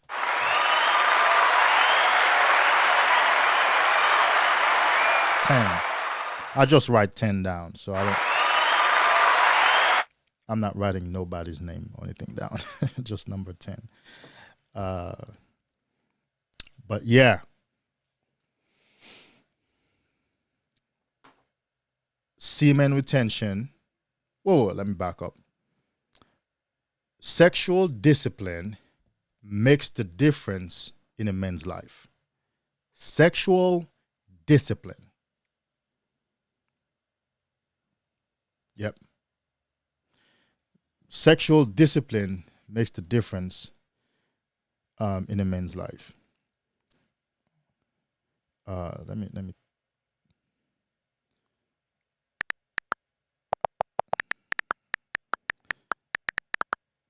Sexual discipline makes a difference in a man's life. Yeah. When we and don't get me wrong, women and businesses and politicians don't want men to establish any sort of discipline in their lives. I'm going there. If you don't know that, now you know it. Women, businesses, politicians don't want men to establish any kind of discipline in their lives. Because what's going to happen when a man becomes disciplined? All of a sudden, women can't fool him no more. He becomes a new man. I mean, he becomes a different man, a powerful man, a strong man. Women can't fool him no more. So that's one.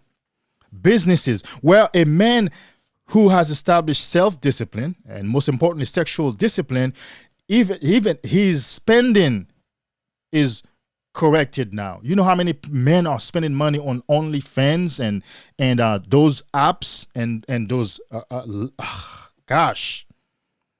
You know how much money is being spent on those things?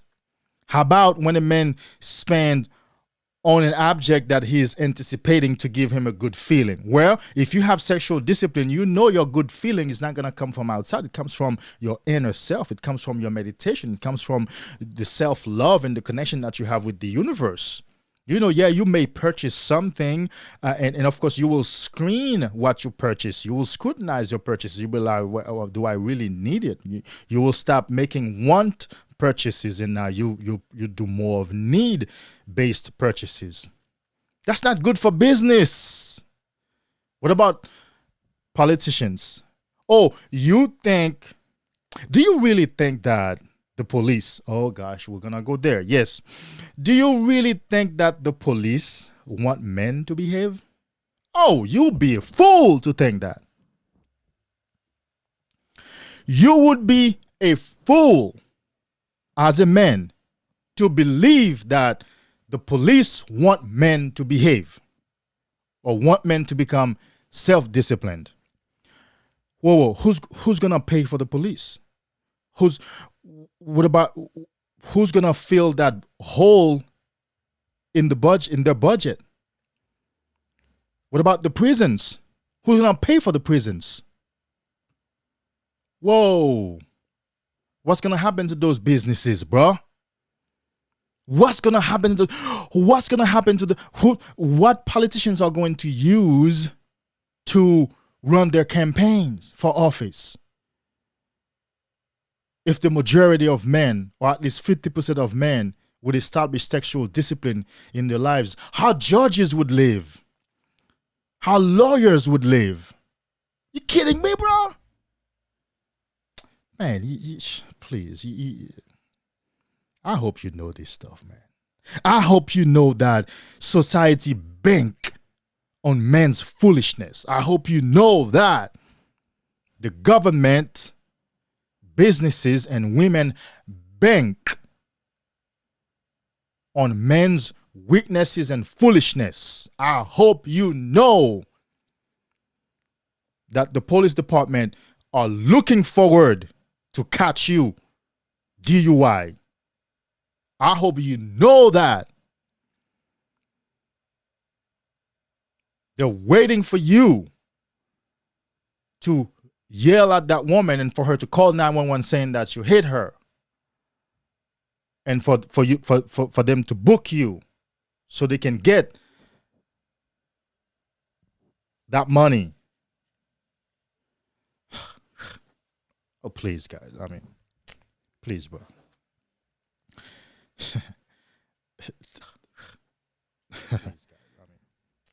Please, bro. Oh, man. You don't know what's happening. You don't know. And so the few of us who have found the courage to establish personal discipline, and most importantly, masculine discipline, sexual discipline in our lives, we're not lucky, we're blessed, we're fortunate. Yeah, we're fortunate. We are the ones on the fringe of society. We are fringe dwellers. We are the ones that people look at. Oh, I mean, he's not. Yeah, he's a good guy, but he's whatever that means. Anyhow, let me check if you are of the. Let me check the chat room. Let me teach you something. Well, not teach you. Let me show you something, right? So when I've been going live, and I realized that I use Ecamm Live as the program to go live through. And that's why I'm able to do all these things on the screen and why not. And I'm looking at the chat from there. Certain comments, the YouTube algorithm automatically puts those comments aside for me to approve. But I won't see those comments right here on the stream. I have to log on YouTube like I'm just one of the guys watching out there. Like I have another account. And then that's when and then that account is also approved on Men's Superpower, like an approved user. What do you call they have another name, but yeah. So I'm gonna read you a comment that's been held back. I can see it on the iPad, but it's not on the stream. The comment says it's from Mr. Bulldogs. Another thing, women say men can't be abused. That is total BS. They held that comment back. That comment is held back for me, waiting for me to approve. What's wrong with it? Why would the algorithm think that this needs to be held back for approval? I'm going to approve it and put it on the screen, and you're going to see what it says. Let's see if it pops up over here.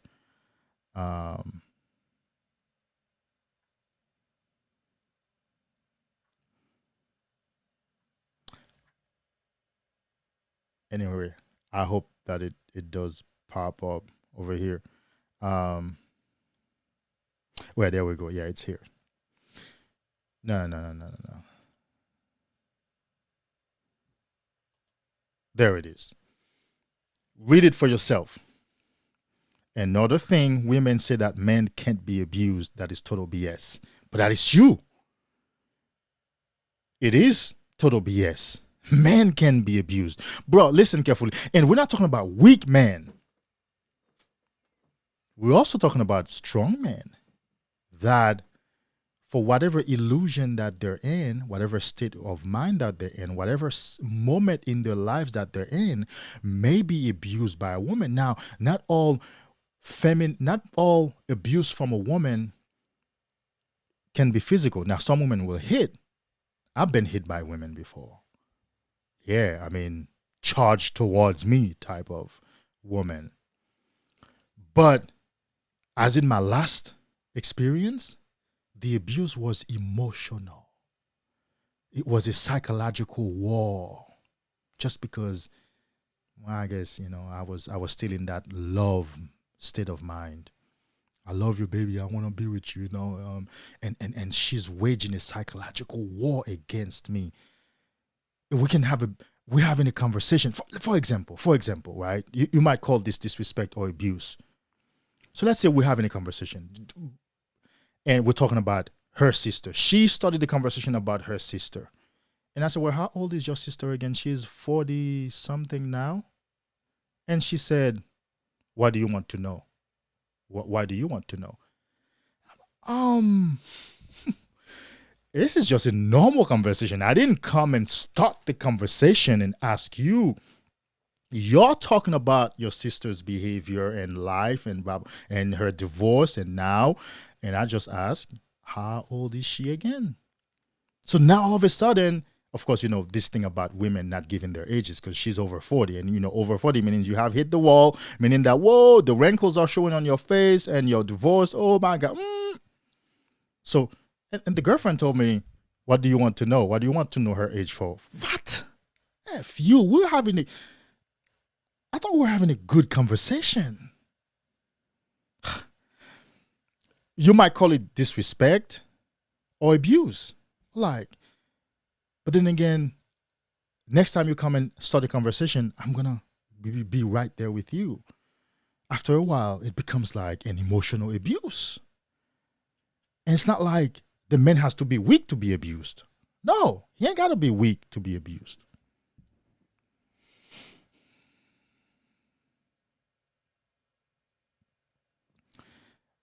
What you guys saying in the comment section, in the chat?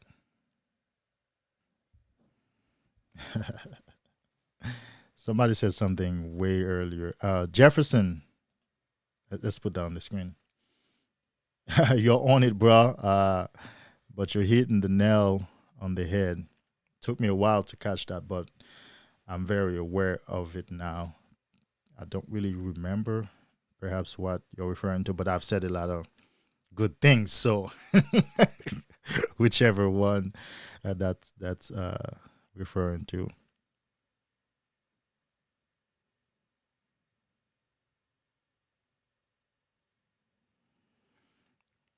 But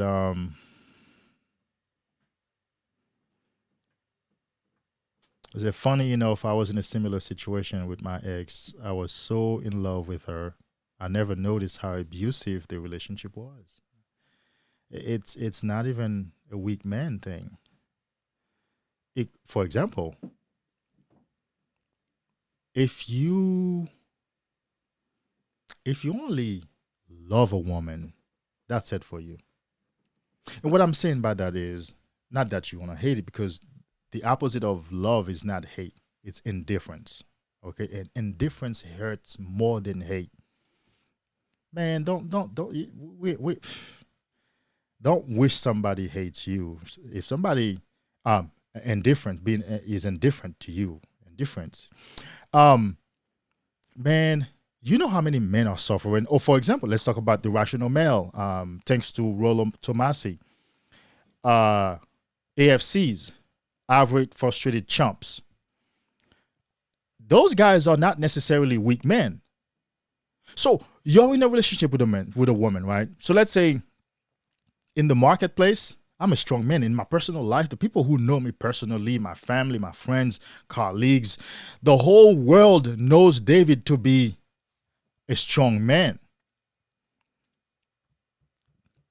But this relationship, because David is in love, according to that woman, yeah, David has some good things about him, but he's weak in that relationship because he's in love. He's in love. Oh man, he's in love. And man, come on, man. Come on. Some of the things that happen in relationship when a man falls in love, when a man is loving, when a man is doing the affection thing, and semen retention is going to help you fix that anyway. So let's go back to semen retention. Let's go back on semen retention. She was suicidal. Sometimes she would be so annoyed with, she would use her suicidal tendencies or side against me and say that she would kill herself. And when she did, I couldn't even cry. I'm just laughing at the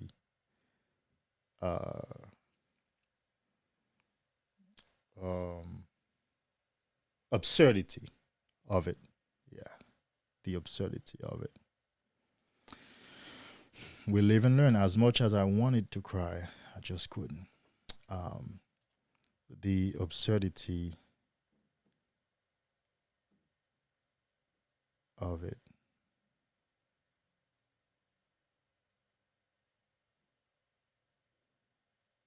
Hold on. Is this comment saying that she did commit suicide? She said that she would kill herself, and when she did, I couldn't even cry. She did do that?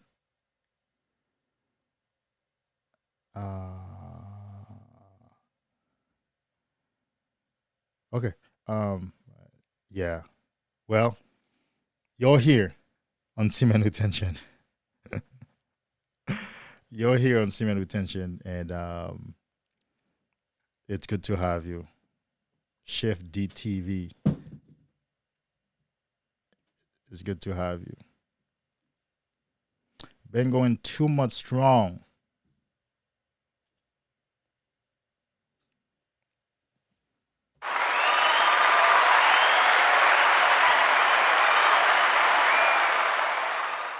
Congrats to you, brother. There you go. That's number 11. I got me my 11th commitment for No Nut November. Number 11. No Nut November. Just taking for commitments, just for the whole month. I'm usually not the man to promote a challenge. I promote lifestyle change, diet, fitness, relationship, money, lifestyle change. But sometimes people who are outside of a certain lifestyle might find the encouragement to get on the lifestyle through a challenge, like a 7-day challenge, 15-day challenge, or the No Nut November 30-day challenge might be the impetus to get a man on semen retention. And so we won't lose anything by promoting that. I won't lose anything by jumping on that. It's good. And that's how we can get a guy to taste semen retention and the power of masculine excellence. And he may choose to make it into a lifestyle. So, bro, it's good to have you on. Thanks for stopping by. You are on the right path. Here's what I say. You are on the right path. You are on the right journey. The journey of self-discovery. The journey of self-love. The journey of self-empowerment. Stay on this journey. You are on the right path. You are on the right journey. Stay on this journey, bro. It's a journey of self-love. I talk a lot about self-love in regards to men, and I've had a few, I don't want to say pushback, but I've had a few men who asked the question, whoa. You keep talking about self-love, like, men, like for us men, like, you mean going to the gym is part of self-love? Say, hell yeah, baby. You mean taking my multivitamins? You're saying it's part of self-love? Hell yeah. Well, what is self-love?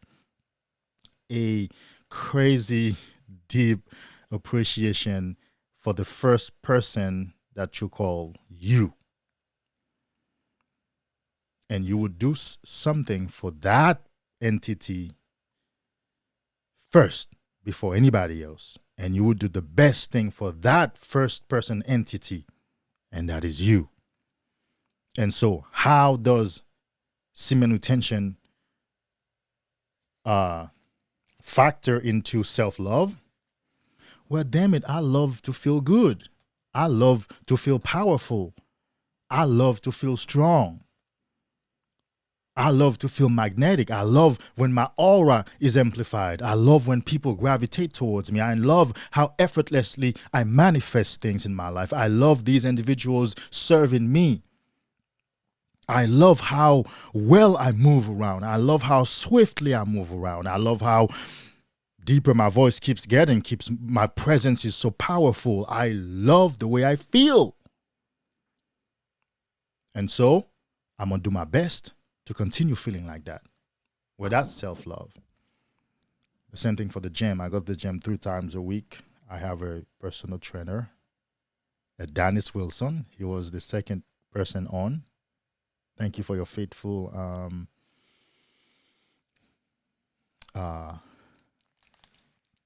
collaboration. And I mean, the results I've been getting is amazing.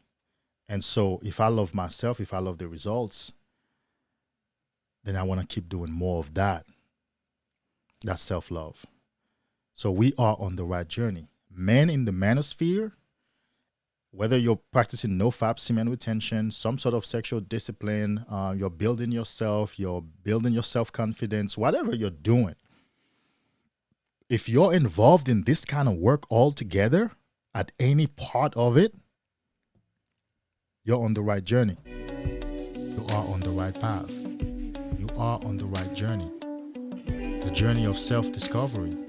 The journey of self-love. The journey of self-empowerment. Stay on this journey. Yeah. You're on the right path. Don't you think of switching path. No. There's no better path to go on. Oh, there's no better path to go on, bro. There's no better path. You've already been on the old paths, and you know where they lead to self-destruction, disrespect, lack, inertia, lethargy, lack of self-confidence, anxiety, fear. Listen, man, I had an experience not too long ago during this pandemic, right? I'm going to tell you this experience. I was on my way to the store, and this other black man, he has locks also. It's like I was going straight to the door, and he was coming from the side, right? He's taller than me. I'm 6'2", so that's tall enough, right? He's taller than me, so he must have been 6'3", 6'4". Yeah, he was tall enough to make a difference for me to notice that, okay, this guy is taller than me, and he's wider than me. He got in first. I was behind him, and we ended up at the deli area. His mask was under his chin, and my mask was under my nose. So a white manager was walking around, and I'm just saying black or white. It's not about race, but I'm just telling you the truth, the people, because it's not about race. And the manager asked him to put his mask on, and when he looked over, he saw that my mask was under my chin. I had put my mask down under my nose so I could use not FaceTime, so I could unlock my phone. And then when I asked the manager, I said, whoa. I said, man, come on, man. I mean, you're walking around looking at people to see if the masks are on or not. I said, oh man, come on, bro. I mean, this is not good. You know, that can be harassment. Right now, I'm feeling harassed right now, you know, because I'm here waiting in line trying to get my food. It's already a pandemic. And the manager told me, oh, well, you're welcome to leave our store if you're not going to put the mask on. And I asked him, isn't the mask on? Yeah, but you're talking. But what you said made no sense. I'm welcome to leave the store if I'm not going to put the mask on. But the mask is already on, right? And I said, why would I leave the store for? On what basis? I didn't shoplift. I didn't loot. I didn't create no commotion. I'm not being, you know, even if I don't do any of that thing and those things and you ask me to leave, I can still leave. You still have the right. But then on what basis would I leave right now? Well. Now I'm going to talk about the black guy. The black guy was behind me saying things like, leave us alone, man. Leave us alone. Why you come over here bothering us in a voice like that? Leave us alone, man. God, leave, man. These people won't leave us alone. Man, I'm tired of, man, I'm out of here, bro. That man volunteered because he wasn't the one to be told to, if he liked, he can leave.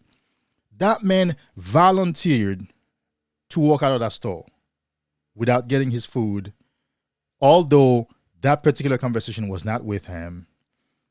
Where I stayed, I talked to the manager. He came down and be like, well, you know, yeah, I always see you here every day. I mean, you know, I'm sorry. We're all trying to adjust to this pandemic thing. Just forget about all this. I got my food, left, and I still continue going to the store, right? But that black man who was bigger than me, taller than me, acted like a boy. Those statements, leave us alone, man. That wasn't conversation. That wasn't asserting oneself. That wasn't exerting power. That wasn't exerting presence. That was a complaint. And that's what boys do. Leave us alone, man. God, leave us alone, man. You're coming over here to bother us. Man, I'm tired of this shit. I'm out of here, man. And suddenly, the situation no longer became about the mask in my mind, it was like, wow, this black man, this tall, bigger, huge man is a boy on the inside. Yeah, that's my point. That's why we need sexual discipline. That's why we need to grow ourselves. That's why we need men to put themselves on this journey of masculine empowerment, on this journey of masculine excellence. Because we don't want a 6'3" tall man to act like a boy, complaining instead of making statement, instead of talking to a manager face to face. And I don't know if he still goes to that store, but I still go to the store. And now when that manager sees me, salute. Hey, David. We've even seen in the parking lot. We've even met at another restaurant. Hey, David. Yes. Because David stood up respectfully and displays masculine power and masculine presence respectfully. David didn't just get mad and say, whoa, okay, well, you want me to leave this store for what? On what basis? I mean, I understand you can still make me leave this store, but on what basis are you telling me now if I would like, I can leave? Because I adjusted the mask. I'm just telling you that I feel harassed of you coming around talking to me about the mask. On what basis should I leave right now? That's what we're seeking to do. That's the work we're seeking to do in men. That's the work I've done for myself, in myself. And that's the work I'm passionate about to help men do. So when I jump on the coaching call with a young man, those are the insights I share with him. That's the energy I inject in him. And when he gets off the phone, about the end of the phone call, he's like, I'm all pumped. I'm ready to go take action. I'm ready to go, to flip this around and be the man in my life and take that action and make that correction.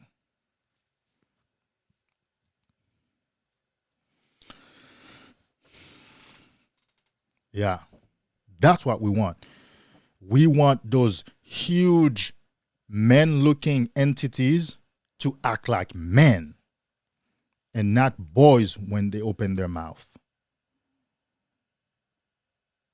Where now it's like, whoa, what'd you say, bro? You leave? You left? For what? On what basis did you leave?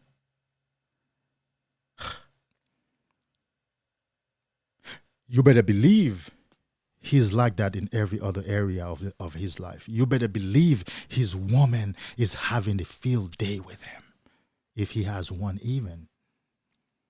You better believe his friends take advantage of him. You better believe he can't keep a job. Because every time somebody says something, you know what, you don't leave me alone. I'm out of here. I'm leaving this job and I'm going to go find another job. Because his skin is so thin. No, that's not what we want to do. We want to build strong men. Like when I was growing up, a man was known for his character. A man was known for his strength.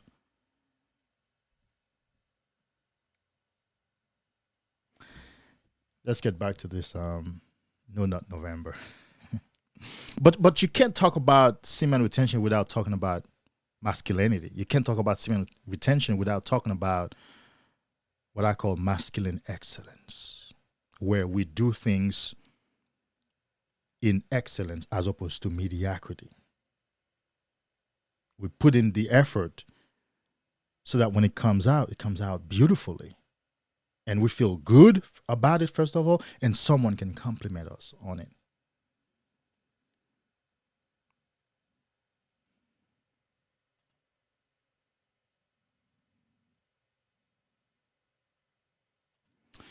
Yes, it is an interesting story.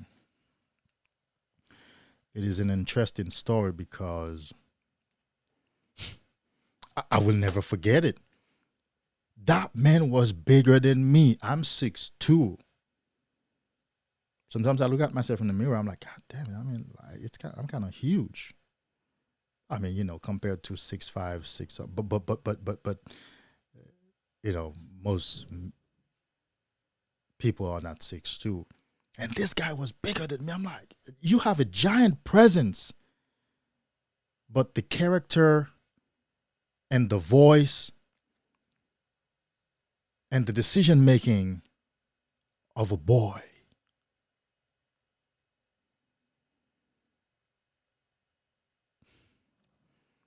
That's the kind of man that some women want to be in touch with. You know that, right?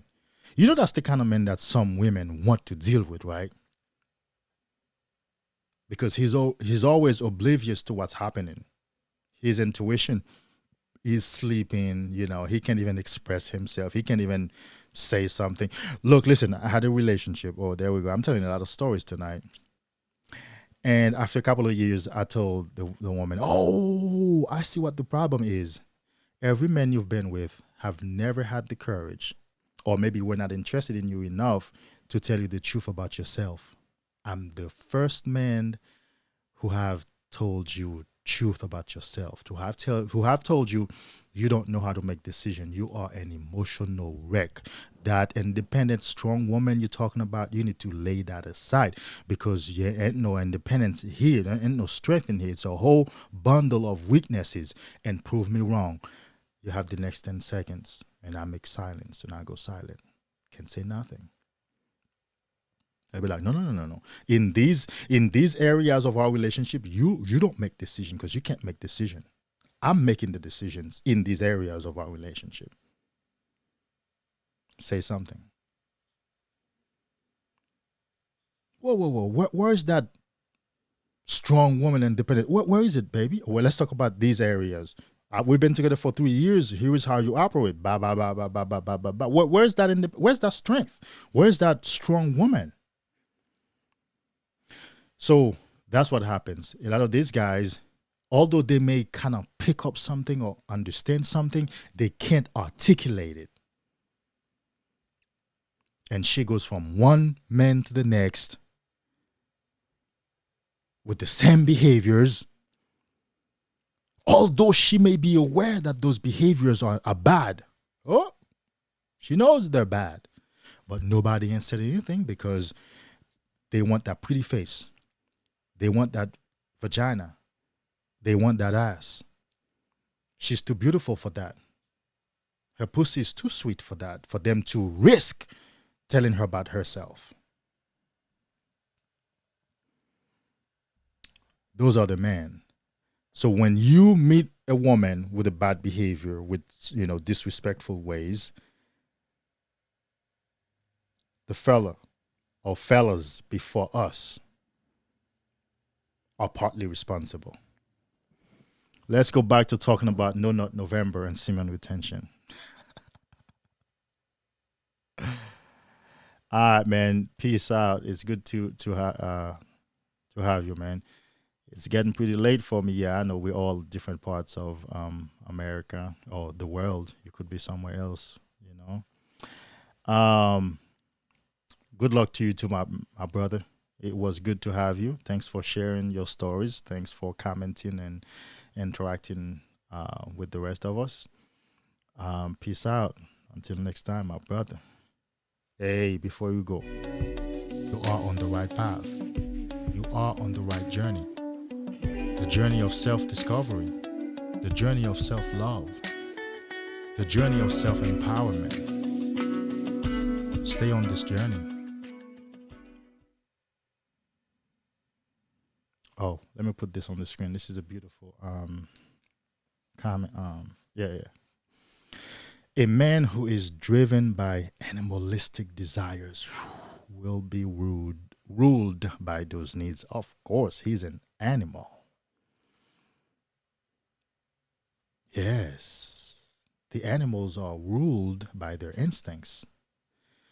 In fact, I've heard somewhere in some of the philosophies I've read, sometimes you can't remember who said what, but you just know that you know it. You just know that you've heard it and you've saved it. That human beings is something. Human being is something that you become, because we were all born like the animals. We become a human being, and you may not achieve human being status unless you have developed your conscious faculties. Because as you know, our limbic system is the autonomous system that rules our being, just like the animals. Okay, the animals, they have to eat, they have to sleep, they have to have sex, have babies. They don't have, they have mating seasons. They don't have a say on those things. We are like that because our limbic system, it makes up the majority part of our being. Our prefrontal cortex is very small, and that's the control center. That's where we become humans. The more we take control of our prefrontal cortex, the more human we become.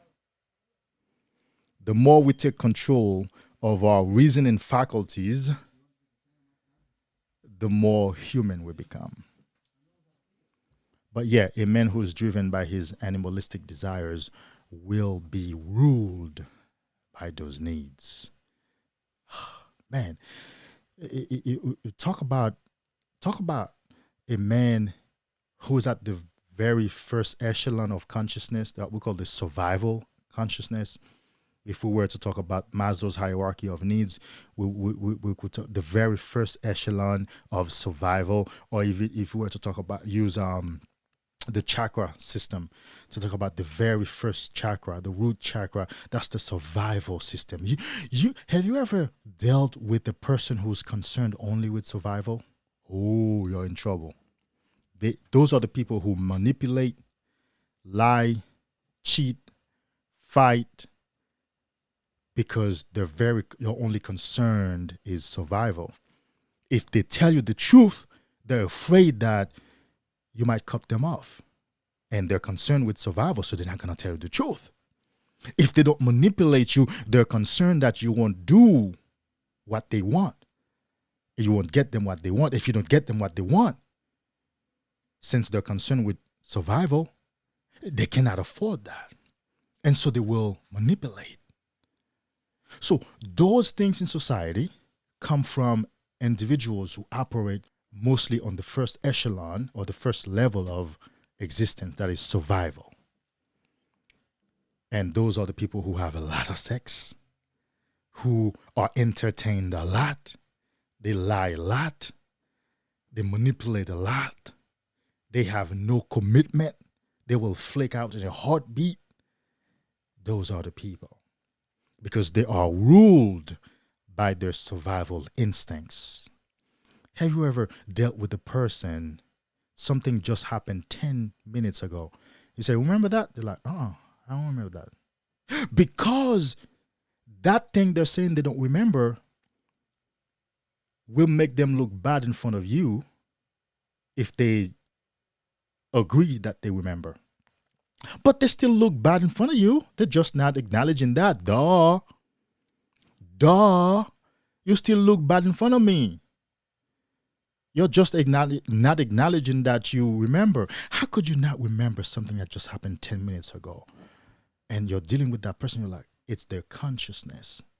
Well, that's for those of us who have accessed higher levels of consciousness. But yes, a man who's driven by animalistic desires will be ruled by those needs.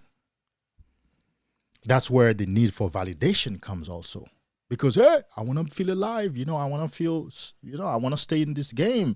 So, do you see me? I'm here. Hello. Hey, acknowledge me. Give me some affection. Give me some touch. Give me some sex so I could feel alive.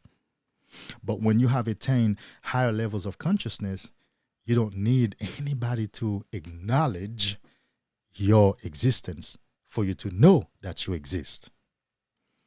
You don't need to be in the arms of a woman to know that you are a man with a sex drive.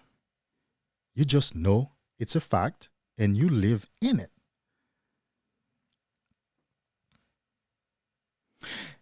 when you access higher levels of consciousness, when you are asked a question, you have two options. You know, if you don't want to answer, you tell the person, I wish not to discuss this right now, or maybe in the future or another time. But yeah, I don't want to answer that question because I don't want to discuss the topic. That's your one option. And the second option is to tell the truth. You're no longer like, why are you asking? Oh, okay. So you're asking because you don't play that mind game no more, because you have awakened. And semen retention will do that for you, because you will feel like it's ugly to be lying. It's ugly to be manipulative. It's ugly to be playing mind games with people. You will feel like it's a better sense of feeling and character to tell the truth. Hey, and let whatever happens, happens. I don't care. You're not going to die. I don't care what happens. I don't care what the consequence is. You know, here it is.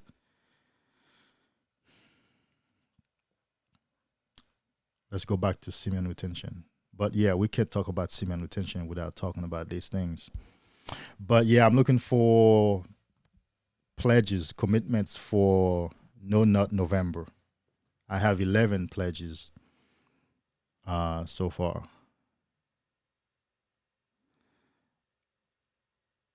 Yeah, he's in the UK. Mr. Bulldogs. I'll see you another time, man. Yeah. Molly Mall. Once you make this a lifestyle, let's put that on the screen. Once you make this a lifestyle, No Nut November is too easy. Agree, because November will still be a month that you go through anyway, right? And like I've said a few times, and I'm going to say it again for context, I'm not usually a proponent of challenges, whether it's in diet, fitness, money, relationship. I'm a proponent of lifestyle change or switch or shift. But the truth of the matter is, some people may not get a lifestyle change until they go through a challenge and see the results. You understand? And so a challenge is not going to hurt. Then I can promote it. Because if I remember, if I didn't do this live, I mean, No Nut November will still be going on. I will still be on semen retention. But then it doesn't hurt promoting it, supporting it, because that might be the first experience. It might become the catalyst or the impetus for some men to get on semen retention as a lifestyle.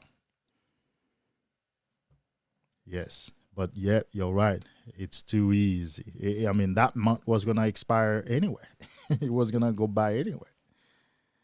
So, yeah. Hey, give me a few more likes, guys. So I only have 12. Hey, it's something. Better than nothing. Right? It's better than nothing. But yeah, guys, we are on the right path. We are on the right journey. The journey of self-love, the journey of self-empowerment. Hey, let me play this song and listen to the words. Listen to the words. Listen to the lyrics, bro. As a man, listen to the lyrics, all right? All eyes on the way I vibe when I walk into the room. Wind blows underneath the soles of my brand new parachute. I got the attention. I'm on a mission. No sweat in the way I step. I got a fresh new attitude. Oh my, my, my. Oh my, my, my. Call me a king, you can buy me a crown. Oh my, my, my. Oh my, my, my. I'm leveled up, and this is my world now. This is my world now.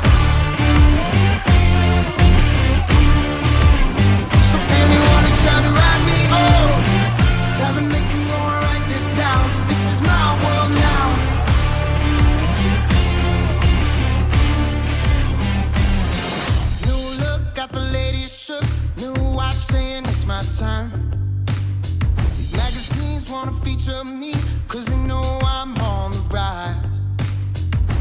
But the attention, I'm on a mission. Cause ever since I flipped that switch, My power can't be denied. Oh my, my, my, oh my, my, my. Call me a king, you can buy me a crown. Oh my, my, my, oh my, my, my. I'm leveled up, and this is my world now. This is my world now. So anyone who tried to write me off, tell them they can go and write this down. This is my world now.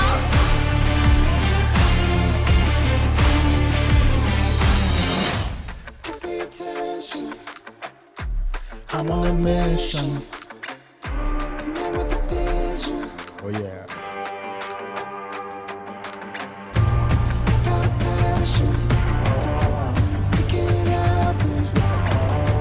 Ready for action.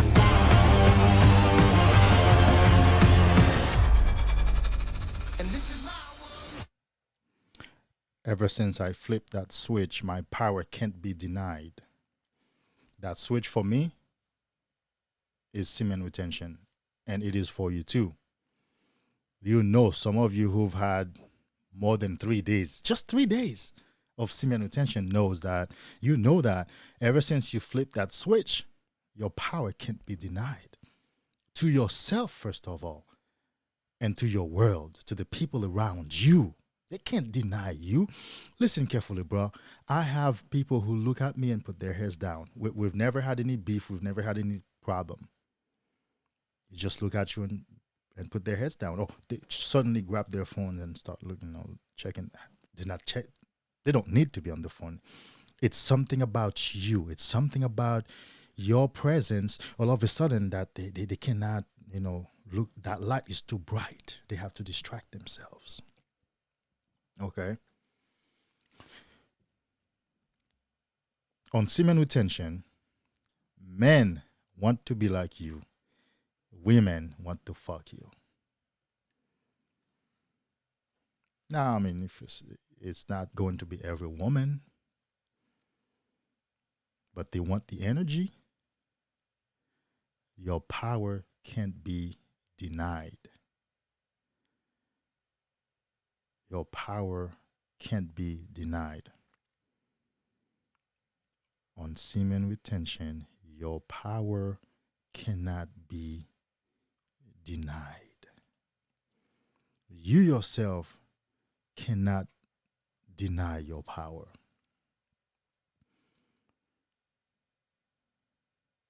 At times, I think to myself, damn, man. I need to be careful with my words because what I speak comes to pass. I got to be careful. I got to be careful because what I think come to pass. Well, to pass, whatever. English is my third language. What I think about, what I contemplate on, come to pass. Be careful. Because remember, the only reason you couldn't manifest when you were on semen retention was because you couldn't sustain the thoughts. You couldn't hold the thoughts because you had brain fog. Your mind was not clear. You couldn't generate enough heat to create that strong frequency to carry your thoughts out. You couldn't maintain that. But on semen retention, you have that. You can maintain your thoughts. And really, it's only two things that are required for manifestation. You maintain the thought and you take action. And you can now do both. And really, let's talk about Wu Wei. Wu Wei is effortless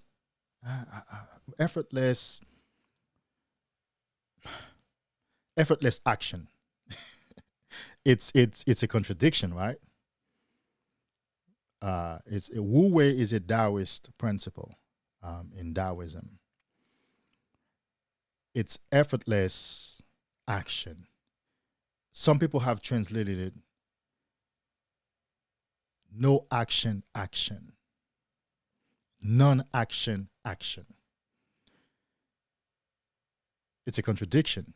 But then, do you know how much power exists in the contradiction? That's where you want to be. You want to be at the point of contradiction, where you live in both worlds, the left side and the right side of the brain. You live in both worlds. Both worlds. You can get the best of both worlds in that contradiction. So Wu Wei is effortless action, non-action action, passive action, all of that. The principle is in maintaining silence, in maintaining motionless, in maintaining a state of mind fixed upon an idea, you take action. That's action you're taking, and you're moving those things towards you. And that thing is beautiful and it's true.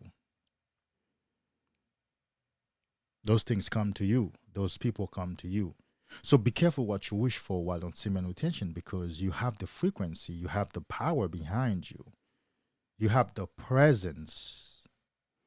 Your mind now can stay on a particular topic for a long time, right? Your visualization now is clearer and you can maintain it for a longer time. As soon as, anytime you engage in thinking about something for a long time, you're manifesting that thing.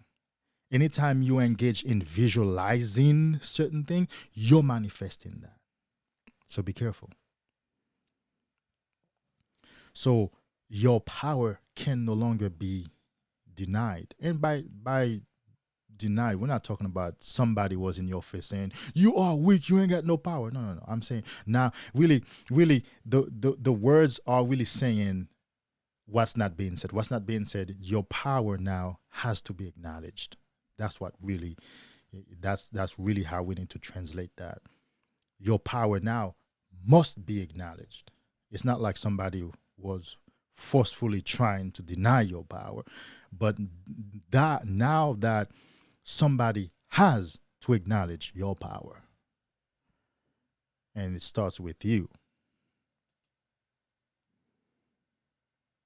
There we go.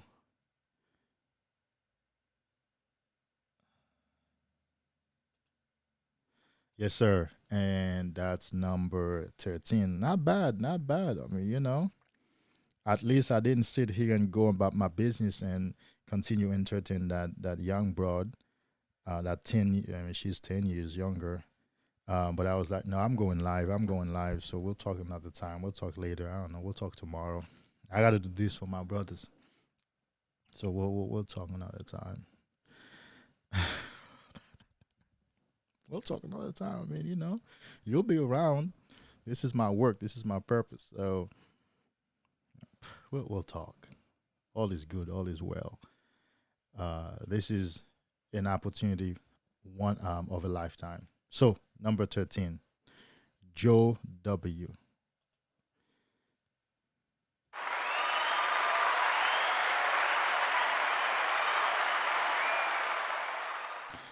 Yeah, man. That challenge might be the impetus to get you to practice semen retention. It might be the thing that sells you the dream of semen retention being a lifestyle.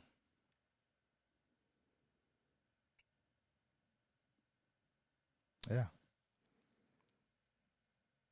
So welcome to it and stay on it. And of course, just put some effort in, man.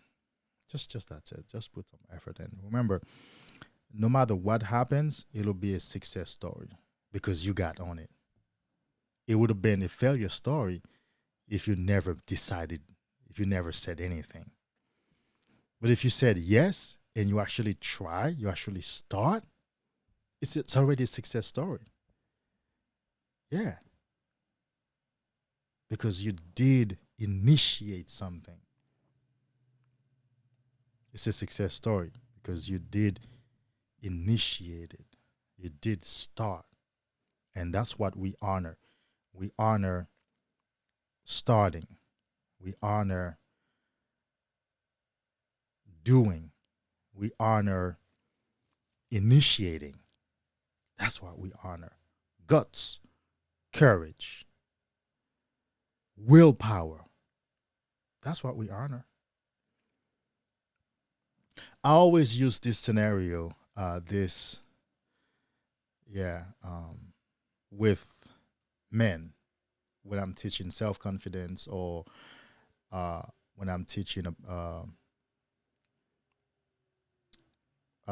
against rejection, right? So let's say a man who has a massive problem with rejection, so to the point where he can't move, he can't talk to nobody. I always use this made up scenario. I said, well, think about this. Let's say there's a panel of judges. Let's imagine 3 judges sitting on a panel and 3 men sitting across and 3 lovely, beautiful, gorgeous women sitting across. And the rules are no pressure. If you don't feel comfortable going over to talk to a girl, don't even go. No pressure, no penalty, no consequence. You just don't go. It's up to you. Like, it's up to your free will. And I would say if one guy gets up, goes and talks to a girl, gets rejected, gets denied, and he walks back to his spot, but 2 guys didn't go. So if you are rational in your thinking, who do you think is the better man? Who are you going to give the points to? Who are you going to honor? Who are you going to elevate? Who are you going to be like, yeah? Are you going to do that to those 2 men who were so afraid of rejection that didn't go, didn't take the chance? Or the guy who went and got rejected and came back? But he went. He had the guts to go. And they'll be like, it has to be the guy who had the guts to go. Of course. Of course. That's what we honor. We honor the guys who put himself on the line. We honor the guy who fights his fears and his demons. The guy who took the initiative, the guy who took the first step. Of course, that's what society is all based on. Not the guy who played it safe. And I don't think there is any story worthy of note in history where we talk about or biography where we talk about where we really are happy that he played it safe. He didn't expose himself to rejection. He didn't start anything because the world was too cruel. Circumstances was too hard. He played it safe, and because he did, the world is a better place today, and we owe our success to him. Come on, man, please, no. But stories that we have are stories of men and a few women who actually put themselves on the line. They went for it. They tried 1,000 times until they got it. Now we have the airplanes, the light, electricity, so many things because men and some women kept at it. Yeah. So that's what we want. We want to just stay on the journey no matter what because it's the right journey. It's the right journey. Yes, Joe, you're right. Yes. So I'm glad that you are already seeing it as a lifestyle. It's the right journey. Let's just stay on this journey. All right, fellas. I think I have about 13 yeses, 13 commitments. Hey, it's better than nothing. It's better than not coming on. It's better than not doing the live. It's better than nothing. So, fellas, it's good that you came on. I had a great time. Appreciate it. Somebody said something. Jefferson Jean-Baptiste. Are you French, Senegalese, Haitian, Canadian? Because I can't just say, well, you're Haitian just because I am Haitian. No, because I've met a lot of Senegalese or Congolese. Is that what they say?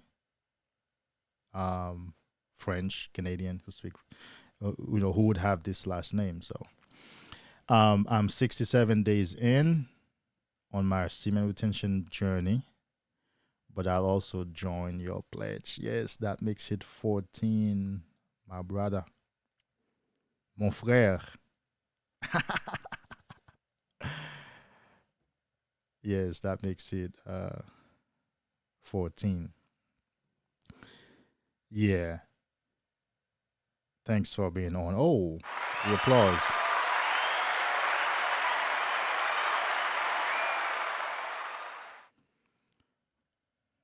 Yeah, it's good to have you, man.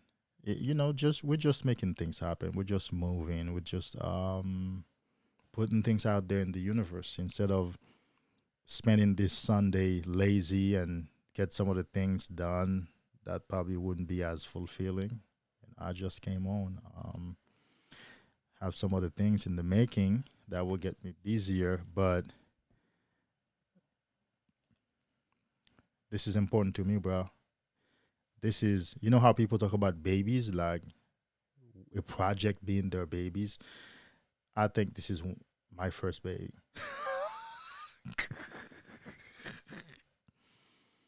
Talking about this work, no fab, semen retention, sex energy transmutation, masculine excellence is my first baby. It's my first love because I didn't really find my personal power. I didn't really feel myself to be a man, a strong man that I really want to be until I got on this journey. So it's my first love. Yeah. Don't forget 19 November is the International Men's Day, brother. Oh, you mean on the 19th? Like November 19th? I didn't know that, no. November is International Men's Day. Okay. Well, I didn't know that part. Well, we have so many days, so many international days, huh? But yeah, we are kings. We are kings. So thanks for Zoe King is in the house. Power up. I see you. Thanks for the like. Zoe King. Yeah, well, we've been talking about No Nut November, which I've gone on number of tangents, but they're not tangents. They're just part of masculine excellence. They're part of masculinity. So, yes, the 19th November. Yeah, thanks for saying that. Now it's on my mind. I don't think I was aware of that. No, I wasn't. International. Let me write it down. International Men's Day. King. Yeah. So we need to make a few crowns and put them on and walk around on the 19th. Because we are kings. Yeah, thanks for letting me know, man. I probably missed that in the years when I was deeply involved in PMO. I probably heard it sometime or read it somewhere and I've forgotten about it. But we're back alive, baby. We're back alive. We have a life together. We're still making progress. We're still, life is not. I think I do want to say life is easier though. Yeah, I think life is easier though. It's not perfect. Who cares about perfection? Nah, man, when I'm putting in the work, but it does. But it is easier though. Yeah, I think so. I believe so. Yeah, life on semen retention is actually easier. I mean, it's easier. Just think about it. There we go. Another alarm. It's so many alarms that have gone off since I've been here. Yeah, action. This is about the third or fourth alarms that have gone off since I've been online. It's action. Those are reminders and alarms to take action, to do something, because that's the life we live in. We gotta do something. Like, we have to do something. This is not like where a to-do list type of thing. These are 7 days a week, always ringing for me to do certain particular things. Um, Life on semen retention is easier because think about it. You're no longer anxious. So if you need to make a phone call, you make the phone call. Now you can make a good decision. So that makes life easier. You're not here thinking, oh gosh, I'm about to call. I'm about to call. Um, okay, 5 more minutes. No, we don't do that. We just grab the phone and call. Hey, I was thinking, blah, blah, blah, blah. And what if the answer is we deal with it? So that's just a small example, but life gets easier on semen retention. So yeah, bro. Thank you. Power up, Zoe King. Welcome back, brother. Are you on for this No Nut November challenge? Zoe King, just give me a yes in the chat. Give me something so I can, because I'm taking pledges. I'm on 14. 14 guys have stopped by, and have said yes, they're in. They're in. So I need 15.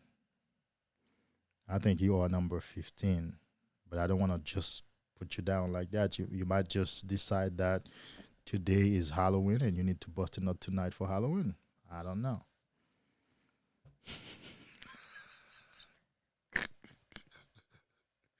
You might decide to go trick or bust a nut. Man, that would be so sad. But yeah, of course, all in. Makes it number 15. All in, all the time, every time. That was a good live. Man, I talked about so many good things tonight. I think I went at it. Dang, so many tangents. But they were within the scope of semen retention and masculinity. So some of my colleagues and guys who've been on the lives here, on my interviews, and other people are saying, man, you need to let these things out, man. You need to stop walking on eggshell when it comes to these topics. You have great understanding and insights on those topics, and you need to speak them. You need to let them out. Yeah. We're not afraid. They're unconventional, but I'm not the only one who think like that. I'm not the only one who sees them like that. It's a minority of people who see those things the way I see them. The majority of people are sheep anyway. Who care about what they think and how they see things? Oh, there we go again.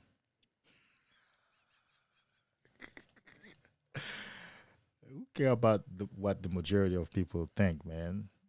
Damn. Yeah. Well, I mean, you can always replay it. It's long, but you can replay it piece by piece. I do watch long lives. I do watch long podcasts. I mean, I don't know if you're a fan of Joe Rogan. Joe Rogan.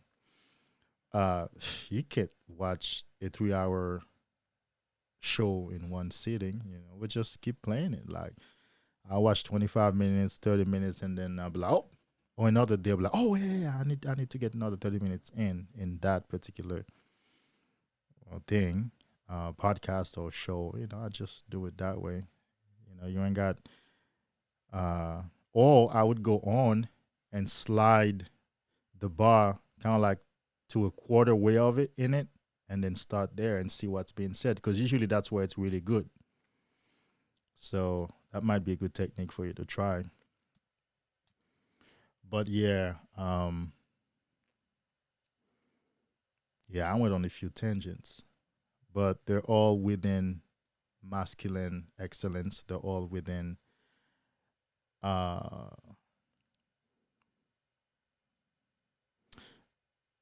I'm in induced comics. Hold on, let me get that. There we go. That's number 16. Thank you for stopping by. I only write the numbers down, not your username or anything like that. 16. I think it just feels good to write it down. Yeah. We are in pursuit of masculine excellence. Let me see if I can put something on the screen. So here is my new YouTube banner. Let's see if I can overlay it. Yeah, there we go. In pursuit of masculine excellence. That's men's superpower. We are in pursuit of masculine excellence. And that upward arrow, meaning that the excellence is a rise from mediocrity, a rise from the lower places to higher places. Man, I just did this thing. I just opened the app and started typing and putting stuff and dragging stuff, and before I knew it, that was the result. I mean, it's not like any fancy or beautiful thing, but if I was jerking off, I probably couldn't do it. So I value any little bit of creativity, or I'll do all my arts. I do my overlays. I do all my stuff. I do my intros, my outros. I do all my stuff. I learn and do them. So, but on Semen Retention, you become, well, not that you become creative. You get to amplify your creative powers. You get to amplify your creative powers. You can actually sit down and get some shit done. You understand? You can sit down and get something done. Like, get some shit done. And you feel like it's no fight to get it done. Man, when after you busted up, but you don't want to do anything. You know that. Man, all you want to do is lay down here, cuddling up with the girl. You want a woman to hold you. How pitiful. But that's where we were. Anyhow, I mean, this is no disrespect to any man who's still there. Of course, it's remember, it's a pursuit of masculine excellence. That's what it is. So now a woman is going to hold you when you finally get with a woman, but she will hold you because of what you mean to her, because of the energy that she gets from you, not because you need it and you're so weak and you just busted a nut and you give her all that energy and now she's holding you just because you're that good boy. No, she will hold you because you're strong and she wants that warmth from you and she wants your energy to rub off her. That's why a woman will hold you now. Not because you have those mama issues and you need a woman to hold you because your mama didn't hold you when you were growing up. No, you will have healed those wounds and now you don't need a woman to hold you. And that's when a woman is going to hold you. She want to put her arms around you to feel that energy because she wants that energy. She craves that energy. Ooh, man, if you only knew how much a woman craves your energy. But feminism and the business world have done a great job making it seem like it's only men who want the feminine energy. It's only men who want to pursue women. Like, women are not interested in men. Women have their options. Women are not always want to have sex. Women are not sexual. They don't look. Women don't want you to come in there and grab her from the door and put your one hand under her throat and the other hand tearing her pants down and just beat the crap out of that thing. No, she doesn't want you to do that. She wants you to take it easy, and you're a fool if you believe that. Well, it's time to wake up from that thing, because that's not true. Women are as much visual beings as men. Women look the same way as men. Oh, bro. Yo, have you ever lived in a house with a woman and she's checking you out when you're taking a shower, like when after you dress up? She looks, especially if you have a little, sense in dressing type of thing. Like you have a swag to you, have a walk, man. Women look as much as men look.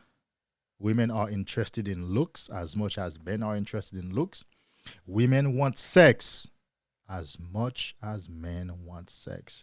They've done a great job convincing us otherwise. They've done a great job. You know why? Because women don't want to come across as whores. Because the woman has the conditioning that in her mind, if she were to want sex all the time, you would not trust her. You would look down upon her. You would not find her as compelling no more, as desirable no more, and you would not put her on a pedestal no more. And so she suppresses her sexuality. But all of the meanwhile, she is fantasizing. She can't wait for you to put that pound game on her. But she and her friends and the whole world are telling you, oh, she wants you to take it easy and she wants you to be soft and make love to her. Listen to me. The alpha kings that I know don't make love to women.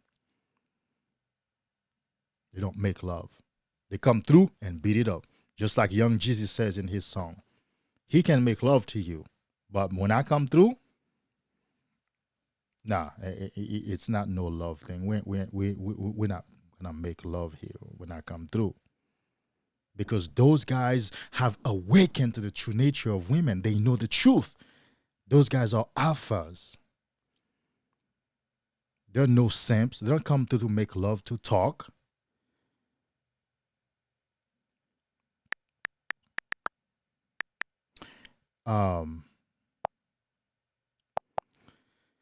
Well, I don't need to play this song. So you know those songs. All right. Young Jeezy, I'ma Beat It Up, and then Tank, When We. See, he can make love to you, but not me. In the past, I was the love-making guy. Listen carefully, bro. I had one chick once who told me, I swear to God, in my bed, she told me, let me ask you a question. I swear to God, I swear this on everything. Are you gay? I said, what? You're in my bed, we're making love. She said, yeah, but it's been a long time. It seems like you're afraid of getting to it. It seems like you're not gonna get to it. I swear to God. I must have been 25 or 26. No. It must have been 24. I was the love maker. Anyhow, bro. But society has done a great job. Feminism has done a great job. Women have done a great job pulling a veil upon our eyes. I remember, I'm coming to the chat. I remember when I woke up and realized, oh my God, women look as much as men look. Women are into looks as much as men are into looks. Women are into sex as much as men are into sex. It's a veil they pull over your eyes. It's an illusion that if she's mad, she doesn't want to have sex. You have to remember, she wants to save face. A woman always wants, her self-worth is based more on relationship and the way you see her, the way, she's perceived, more than reality. And this is where you're fucked up. This is where you're fucked up. You're dealing with a being who's more concerned with how she is perceived than with the truth. That's how we got fucked up. That's how we get fucked up. How can a woman put a shoes that's one size smaller than her feet just because it's beautiful and it's gonna make her get compliments from people? But she can't walk in them. She has to go to the bathroom to take a break, to take them out and let her feet breathe and then put them back on and come inside. And when the party is over, she can't wait to get to the car to take that shit off. And now she's complaining about her toes hurting. But babe, they're small. They're one size small. But baby, they're so beautiful though. They look good. And everybody think they were cute. Everybody think they were. That's what you're concerned with more than the pain that you're feeling. Any man who does that is feminized. We don't do that, bro. Man, I know men, and including myself, who buy shoes one size bigger for the comfort. Like, oh man, this is oh wow.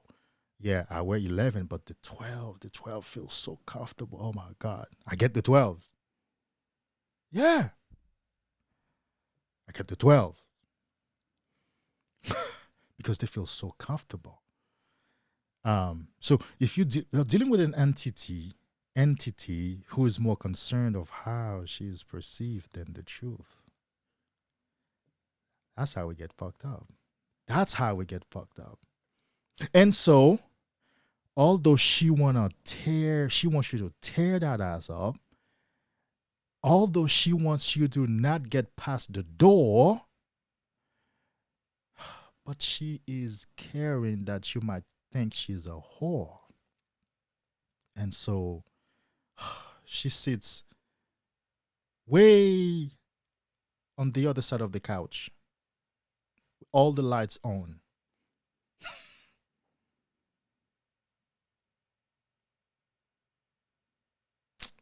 Come on. Anyhow, yeah, when you wake up to that, when you wake up to these truths, you will have an unfair advantage in living this life. You will live this life so beautifully. Your interactions with women will be so down to earth. They will be true. Your interaction with women will be true interaction. Here is an example, and then I'm going to come to the chat room, right? There is this broad that I have been in touch with. She's 10 years younger. So, I'm 40. I mean, not old, but a 29-year-old, that's like, it's a lot of energy. It's like, oh, yeah, whoa. Yeah, I mean, you can talk a lot. Like, yes, baby. Oh, yeah. Because, 29. And she called me. She went to a party. She called me at 2-something in the morning. You ain't gonna get me because my phone do not disturb comes on at 1-something until 10-something in the morning. After I've done my meditation, my stuff, my taking care of myself, and I'm ready to go into the world, right?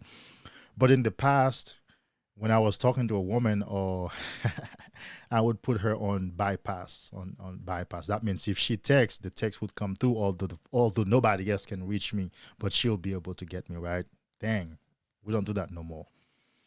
We would have to be like in a relationship, like I really value that woman. Like, okay, you know what? I think I'm somewhat responsible for you. Partly we have an agreement, then I'll put you on do not disturb, where even if the world can get me, but you can still get me. So I don't do that no more, okay? It doesn't matter if I was talking to a woman at 1:55 and I know that do not disturb is going to come at 2 o'clock and she gets off the phone saying that she's going to call me back. I'm just going to say, okay. And do not disturb is going to come on. And when she calls me back, it's going to go straight to voicemail. I go to sleep. So the next day, she called me and she said, I called you This morning. So you did? Yeah, I didn't catch you. You went to your voicemail. I called you twice. Really? What time did you call me? Oh, must have been around 2 something. Now, remember, with Do Not Disturb, you can still see the missed call, okay? I guess if you don't have an iPhone, I guess some of these people don't know that I can still see the missed call. So she didn't lie. She told me the right time. And I asked her the question, why, what did you call me for? Well, I had just left the party and I was on my way home and I called you. I said, well, okay, well, had you found me, what would have been the discussion like? What for? Well, just call you. I said, well, you called me at 2 something in the morning, coming from a party on your way home for me to be on the phone with you and keep you company until you get home. She said, yeah, until I get home. And I said, so when you get home then, you would go around, take your clothes off, take a shower, probably put me on hold, take a shower, come back, go to your bed. If you're nice, you're probably going to tell me you're going to go to bed or fall asleep on me, and then I'll just go and hang up the phone and go back to sleep. Yeah, but I said, no, that's not what I do. I said, had you found me at 2:30 in the morning, I would drop you a pen. I would drop you a pen on Google Map, and you would come over. That's the only reason you would call me at 2 something in the morning when leaving a party. No, I said, baby, I don't hold women company on the phone until they get home or until they fall asleep. I don't do that. I'm a grown man. That's for youngsters, 24, 25, teenagers. Man, she busted out laughing on the phone, saying, oh, you are one of those. You are one of those men that can't be fooled and take advantage of and just do anything with. I said, yes.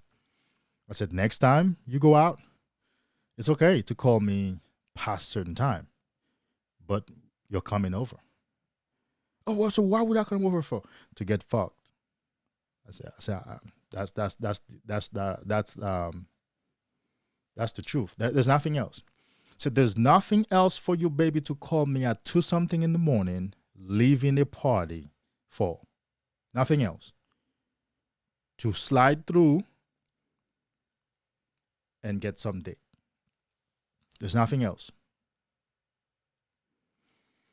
Semen retention, the power of masculine excellence, the power of masculine empowerment, the power of personal empowerment. But there's nothing else. So when we get to this stage, this is how we live.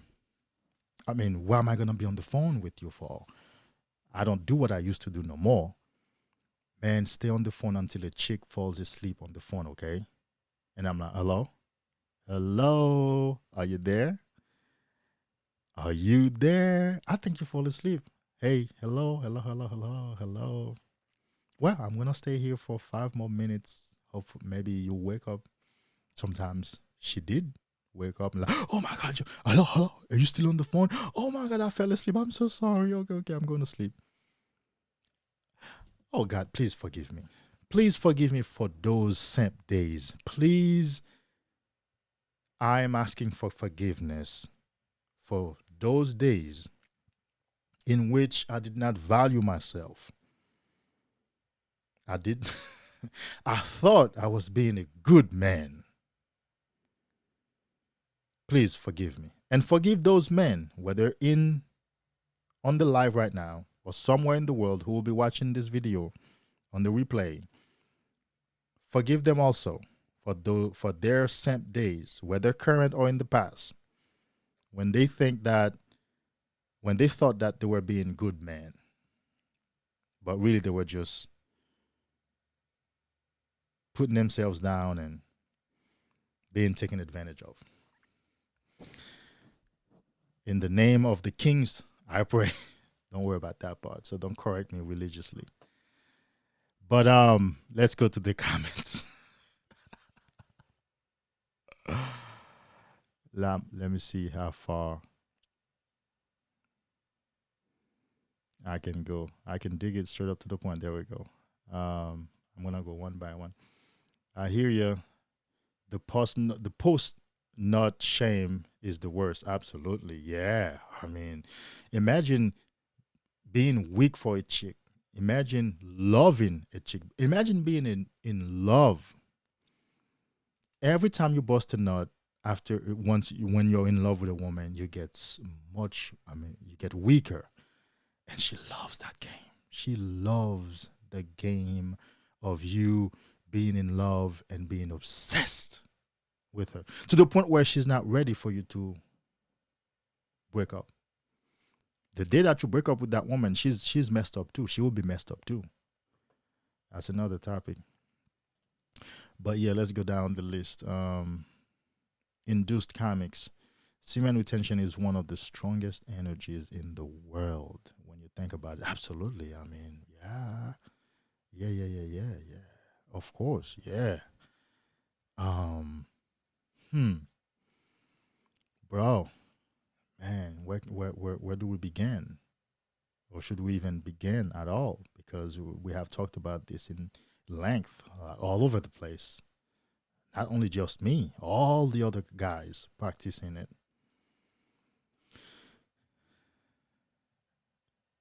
Yeah.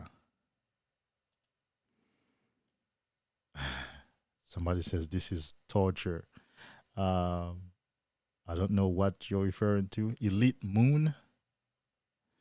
But I don't know if it's torture.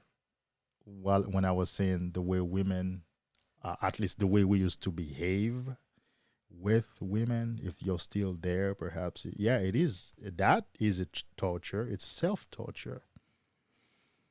But yes. Um, something else. Recall though. Damn. I haven't heard this statement, but it's so true. Let me screenshot it. I think I want to remember it. Command Shift 4. No, let's do the whole screen. Command Shift 3. There we go. Yes. I mean, it has to be. If you treat someone like a celebrity, you're a fan. I mean, you're a fan. I mean, what else are you? You're a fan. What else? And it's the same thing too for women too. Women tend to treat certain men so highly, and it's the same thing happens to them. It's the same thing. It's just it's a truth of human nature. Why would we want to put somebody higher than the level of humans? We're all humans. We all inherit weaknesses. We all have the limbic system that's vying for nonsense, that's vying for power over us. We're both the same.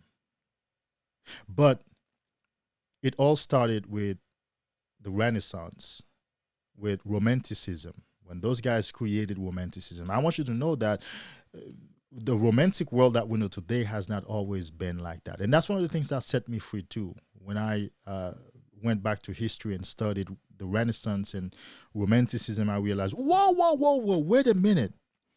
There was a time when we didn't pedestalize women. There was a time when we provided for them and they did things that their physiology allowed them to do, and we did things that our physiology allowed us to do. Whoa, there was a time we didn't bring flowers to women. There was a time we didn't chase them. There was a time when men were groomed to establish himself, get to a certain age of maturity, and a woman was is it groomed? I guess yeah. To be a wife, and then the two would be brought together. However, whether it's arranged marriage or however they were brought together. Whoa. This thing about making songs for women, these emotional, loving, affectionate songs, and I love you, I can't live without you. You are the one. You are everything that I need. If I can only have you. I don't know. I'm just saying lyrics of several songs. This is not a particular song. It's a lyrics from a lot of songs. You are all that I need. I can live without you. You know, I live for you. There was a time in the world that wasn't such. And so in the Renaissance, romanticism, clever idea, became one of the things that the world would know. And then now men would go great lengths to write poems, come up with songs, and work hard, get stuff to chase a woman, to chase a queen, a beautiful woman. And now part of his life work is about that pursuit.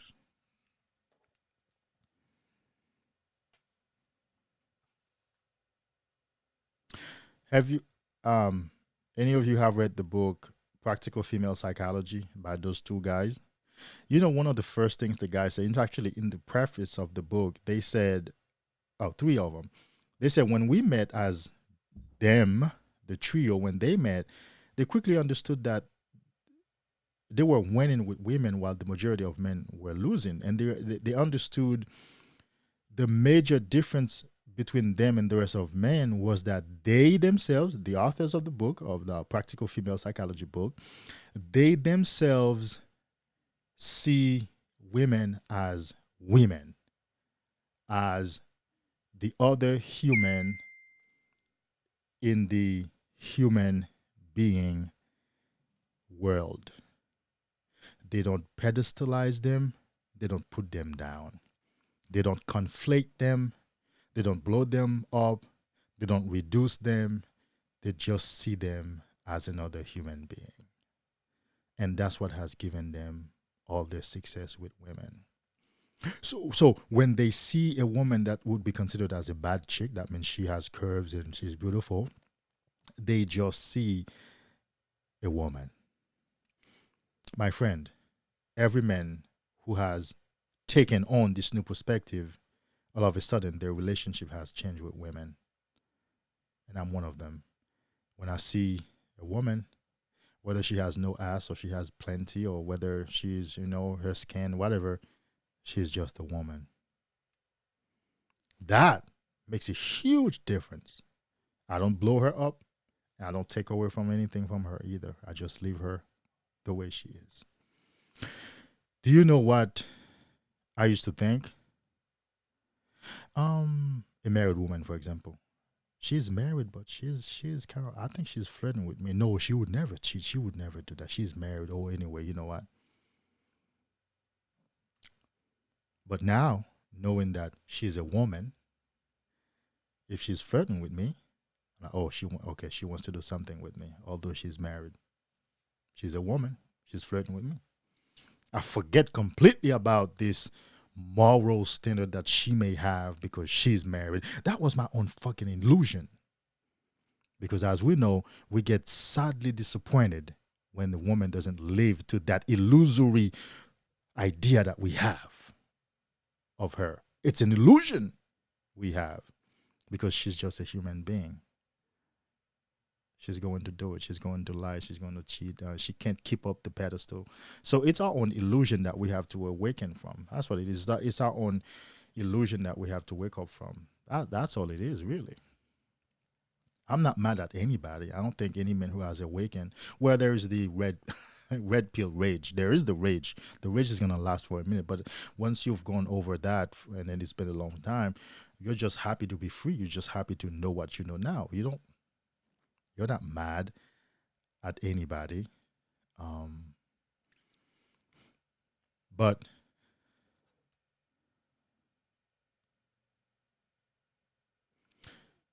yep. Yeah. Because I no longer pedestalize women, and I don't take away from anything from them either, because I want to emphasize that. When I say I don't pedestalize women, but I don't take away anything from them either. I just leave her as a woman. She's just a woman.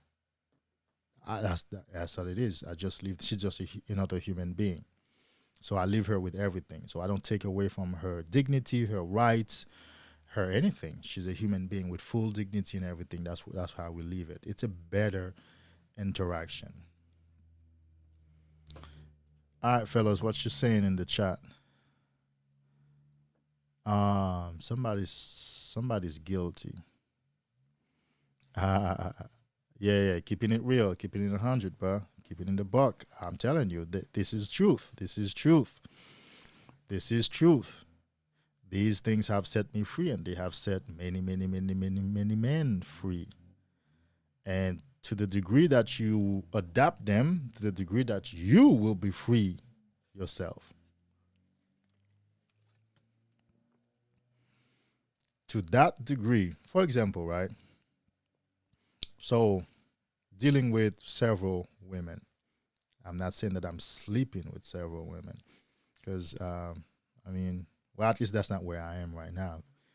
Because one day I think I would probably slip up and bust a nut, but no, I'm dealing with. That means talking to not that, well, let me be with you. No. Interacting with, whether through Messenger just came in, text messages, phone calls, interaction, right? But I'm also coming from the perspective of Dr. BOA, the book of Alpharonomy, talking about letting women serve their purpose in your life, because they do have gifts and talents and stuff. Yeah, that's where I'm also coming from. And I think Immortal Minds talked about that he deals with several women, and they mostly are for their talents and things that they can contribute, because a woman can contribute way more than just sex. But the majority of men, like I used to be one, used to think the best thing a woman has to offer is sex, right? But when you go over that and you start seeing her for just a woman, a human being, all of a sudden you're like, even if this woman would give me sex, I would act like I don't see it. I don't understand that she's trying to give me sex, because she's contributing something to your life that's way bigger than sex. Okay. So in dealing with those women, right? Two of them are married. Do you think that I'm here thinking that they don't want to fuck me? Although one of them has said that, like, no, I just, some men think that, no, yeah, I'm beautiful, yes, this and that, but I'm not going to put myself in a position, I'm just, let her talk. Well, she's not talking about me, she's just, putting on the front. I'm not seeking sex from her, but I'm not discounting the possibility. You understand? I'm on a plan level. I'm not saying anything. I'm not saying it's a no or it's a go. I'm not saying any of that. All I'm saying is, she's just a woman. And she's a human being, and human beings do things like that. That might happen. That could happen. So the youngster, the young one, I would like to be in a relationship, because I'm not the kind of woman who's going to go around and sleep with men on dates and see which one works for me. Hey, she's just expressing herself, bro. What am I going to say? In the past, I'll be like, she won't give it up before you're in a relationship. Look, man, I don't have to add that. She's just expressing herself. But what I do know, and the truth that I stand on, is she's a woman, and she's a human being. And women and human beings do fuck people without being in a relationship with them. And they do fuck people while they themselves are married. And the possibility is always there.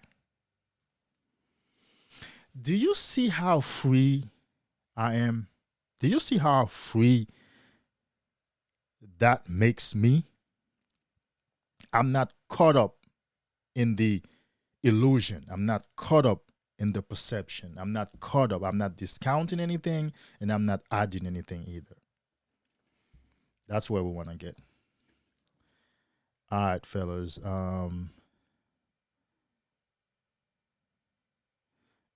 Said I used to be that guy.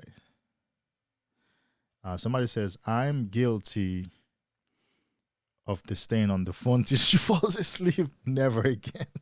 Hey, man, you gotta build up. You know, you just gotta build up. Look, man. Hey, you gotta change your identity. You think you used to be a romantic guy. I'm still a romantic guy, except that I don't do the romance anymore.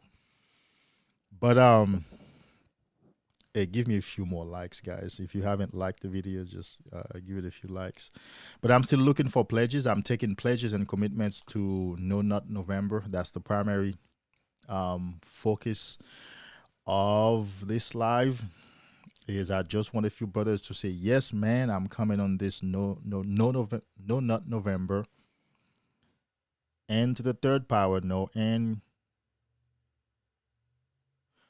what it's three N's, right? N3. Let's do N3 or three N's, whatever. And earn N cubic N, whatever. No Nut November. And I'm still taking pledges. All I need is say yes, I'm in. Are you in? I have 16, so I'm looking for some more. We can get some more. We can get way more than 16. 16 is better than anything. 16, yes, I'm in. I'm in for No Nut November. And of course, it doesn't mean that you will go through the whole month. It just means that you're starting something. You're making a decision. Decision is the way to live this life.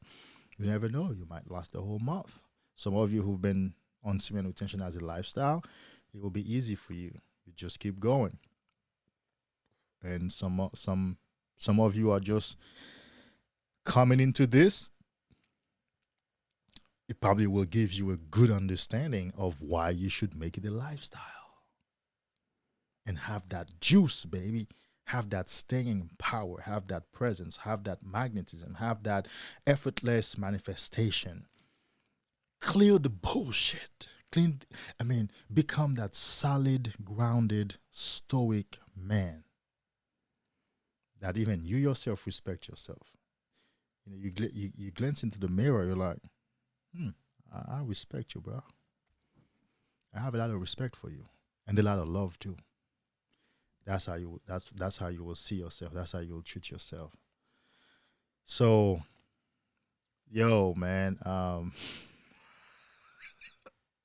Hey, Zoe, I didn't realize it was Zoe who said that. I didn't realize it was you.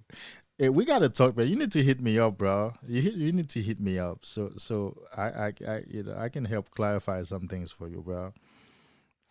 You need to hit me up. Find my email. Matter of fact, hit me up on Facebook. Here is the link. Hold on. Let me give you my own personal link. So you can DM me if anything. No. What am I doing?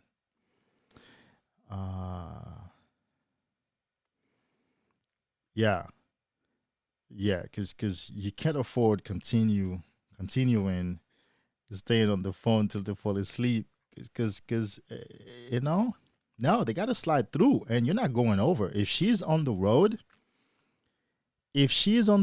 going home, and she's not your main girlfriend, like she's not your girlfriend. No,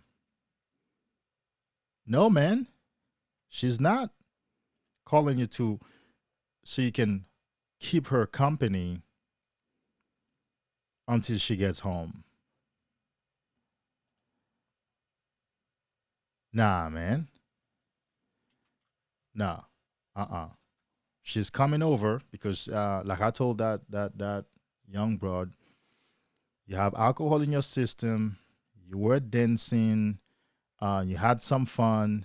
This is the state of mind where you want a happy ending for the night.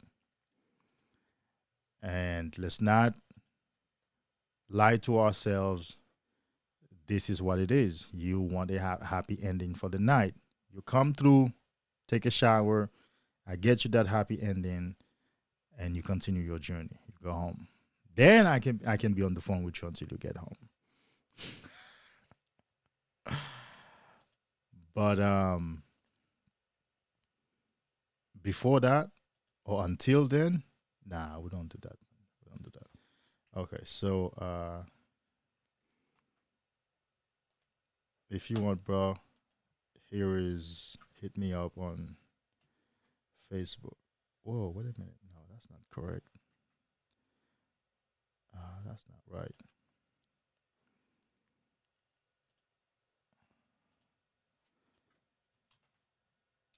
I'm trying to get you that Facebook link,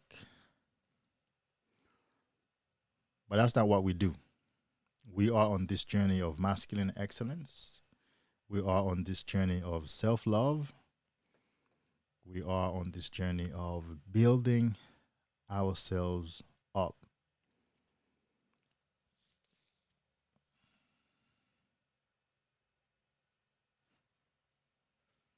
You are on the right path. You are on the right journey. The journey of self-discovery, the journey of self-love, the journey of self-empowerment.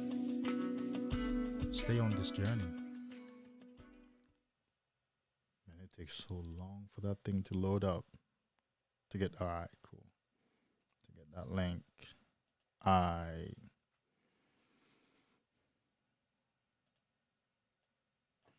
There we go. Fast the book.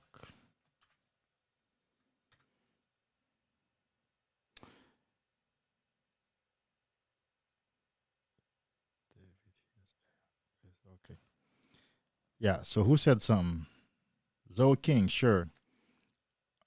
Somebody else said I used to be that guy. Yeah. Man, it's, you know what's funny, guys? Growing up, and it's not even growing up, even in your adult life, have you ever watched a man, you're like, there's something different about him when it comes to dealing with women. He won't be the one on the phone. He won't be the one for her to complain about stuff with, right? He won't be the one giving her a ride. He won't be that one, but you know he's the one tapping that. And you used to be puzzled, right? You used to be like, but. For example, so let's say that female was your friend, or you know her somehow, and you're like, well, why don't you call Justin to do this for you? Nah, he ain't gonna do it. He won't? Nah, you don't know. Justin doesn't care. He won't pick me up. Well, what do you mean? What do you mean? Like, well, you're dealing with him. You need a ride, and he got a car. He doesn't live too far. What do you mean he doesn't care? Yeah. You don't understand. The woman will tell you straight up, David, trust me, you don't understand. Justin just doesn't care. He won't come for me. But you're fucking him. That used to be the exclamation, the screaming question. But, babe, whoa, but he's doing you like, yeah, but David, this is, you won't understand. This is, Justin is an animal. He doesn't care about anything, okay? I'm telling you, he won't come for me. He doesn't care if I get wet. He doesn't care if I miss the bus.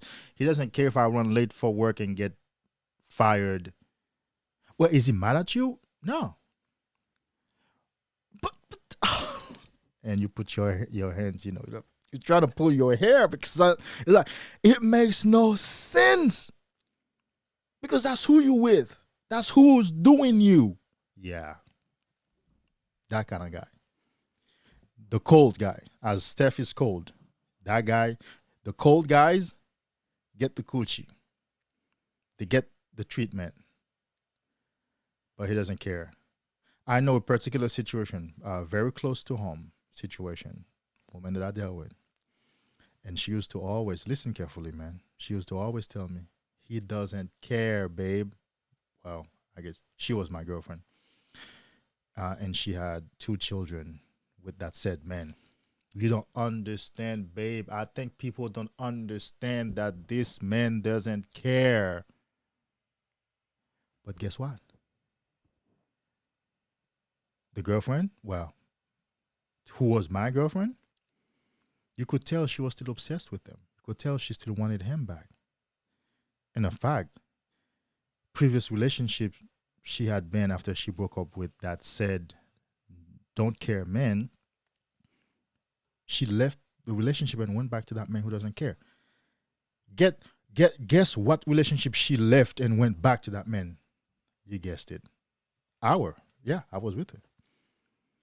But for the how many years we were together, that woman always said, you don't understand. People need to get this. This man doesn't care. He doesn't care if I get run over by a truck. He doesn't care if I lose my job. He doesn't care if the kids eat or not. He just doesn't care. I swear to you guys, I put this on everything. That's what this woman used to say for the entire time we were together. But that's the man that she seemed to have an unbreakable bond with. I'm gonna lay off that. No, not that it brings bad memory. It doesn't bring bad memory because I've left that, healed. It's more like waking up to this fact, be like, well, how could you be so infatuated with the man who mistreats you, the man who doesn't care? Well, here is part of the answer, fellas. The man who doesn't care is intriguing. The woman is on an eternal quest to make him care. She wants to break him. She wants to be the one to break him. She wants to be the one to make him loving. She wants to be the one to make him affectionate. She wants to be the one to make him care. And so she puts herself on that eternal quest. That's one aspect of it. What's the second aspect? I'm just going to say it briefly and lay off of it. She hates herself. So she loves the person who keeps reminding her of how unworthy she is. Yes, it feels better that way than to be with a man who pedestalizes her and loves her. I'm going to lay off that.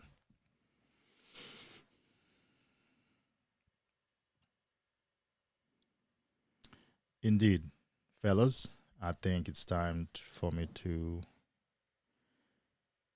get off the mic. But I had a great time, though. I get to go on several tangents, worthy tangents. They're not tangents like I've been saying. They are part of masculine excellence. They are part of the manhood. They are part of the manosphere discussion. I got me 16 commitments for No Nut November. And we'll stay in touch. Thank you for stopping by, all of you. Zoe King, it's good to see you again. Remember this, guys. You are on the right path. You are on the right journey. The journey of self-discovery. The journey of self-love. The journey of self-empowerment. Stay on this journey. Stay on the journey. I'll talk to you soon in another live, another video, another podcast. Until then, you are king. Stay in your kingdom.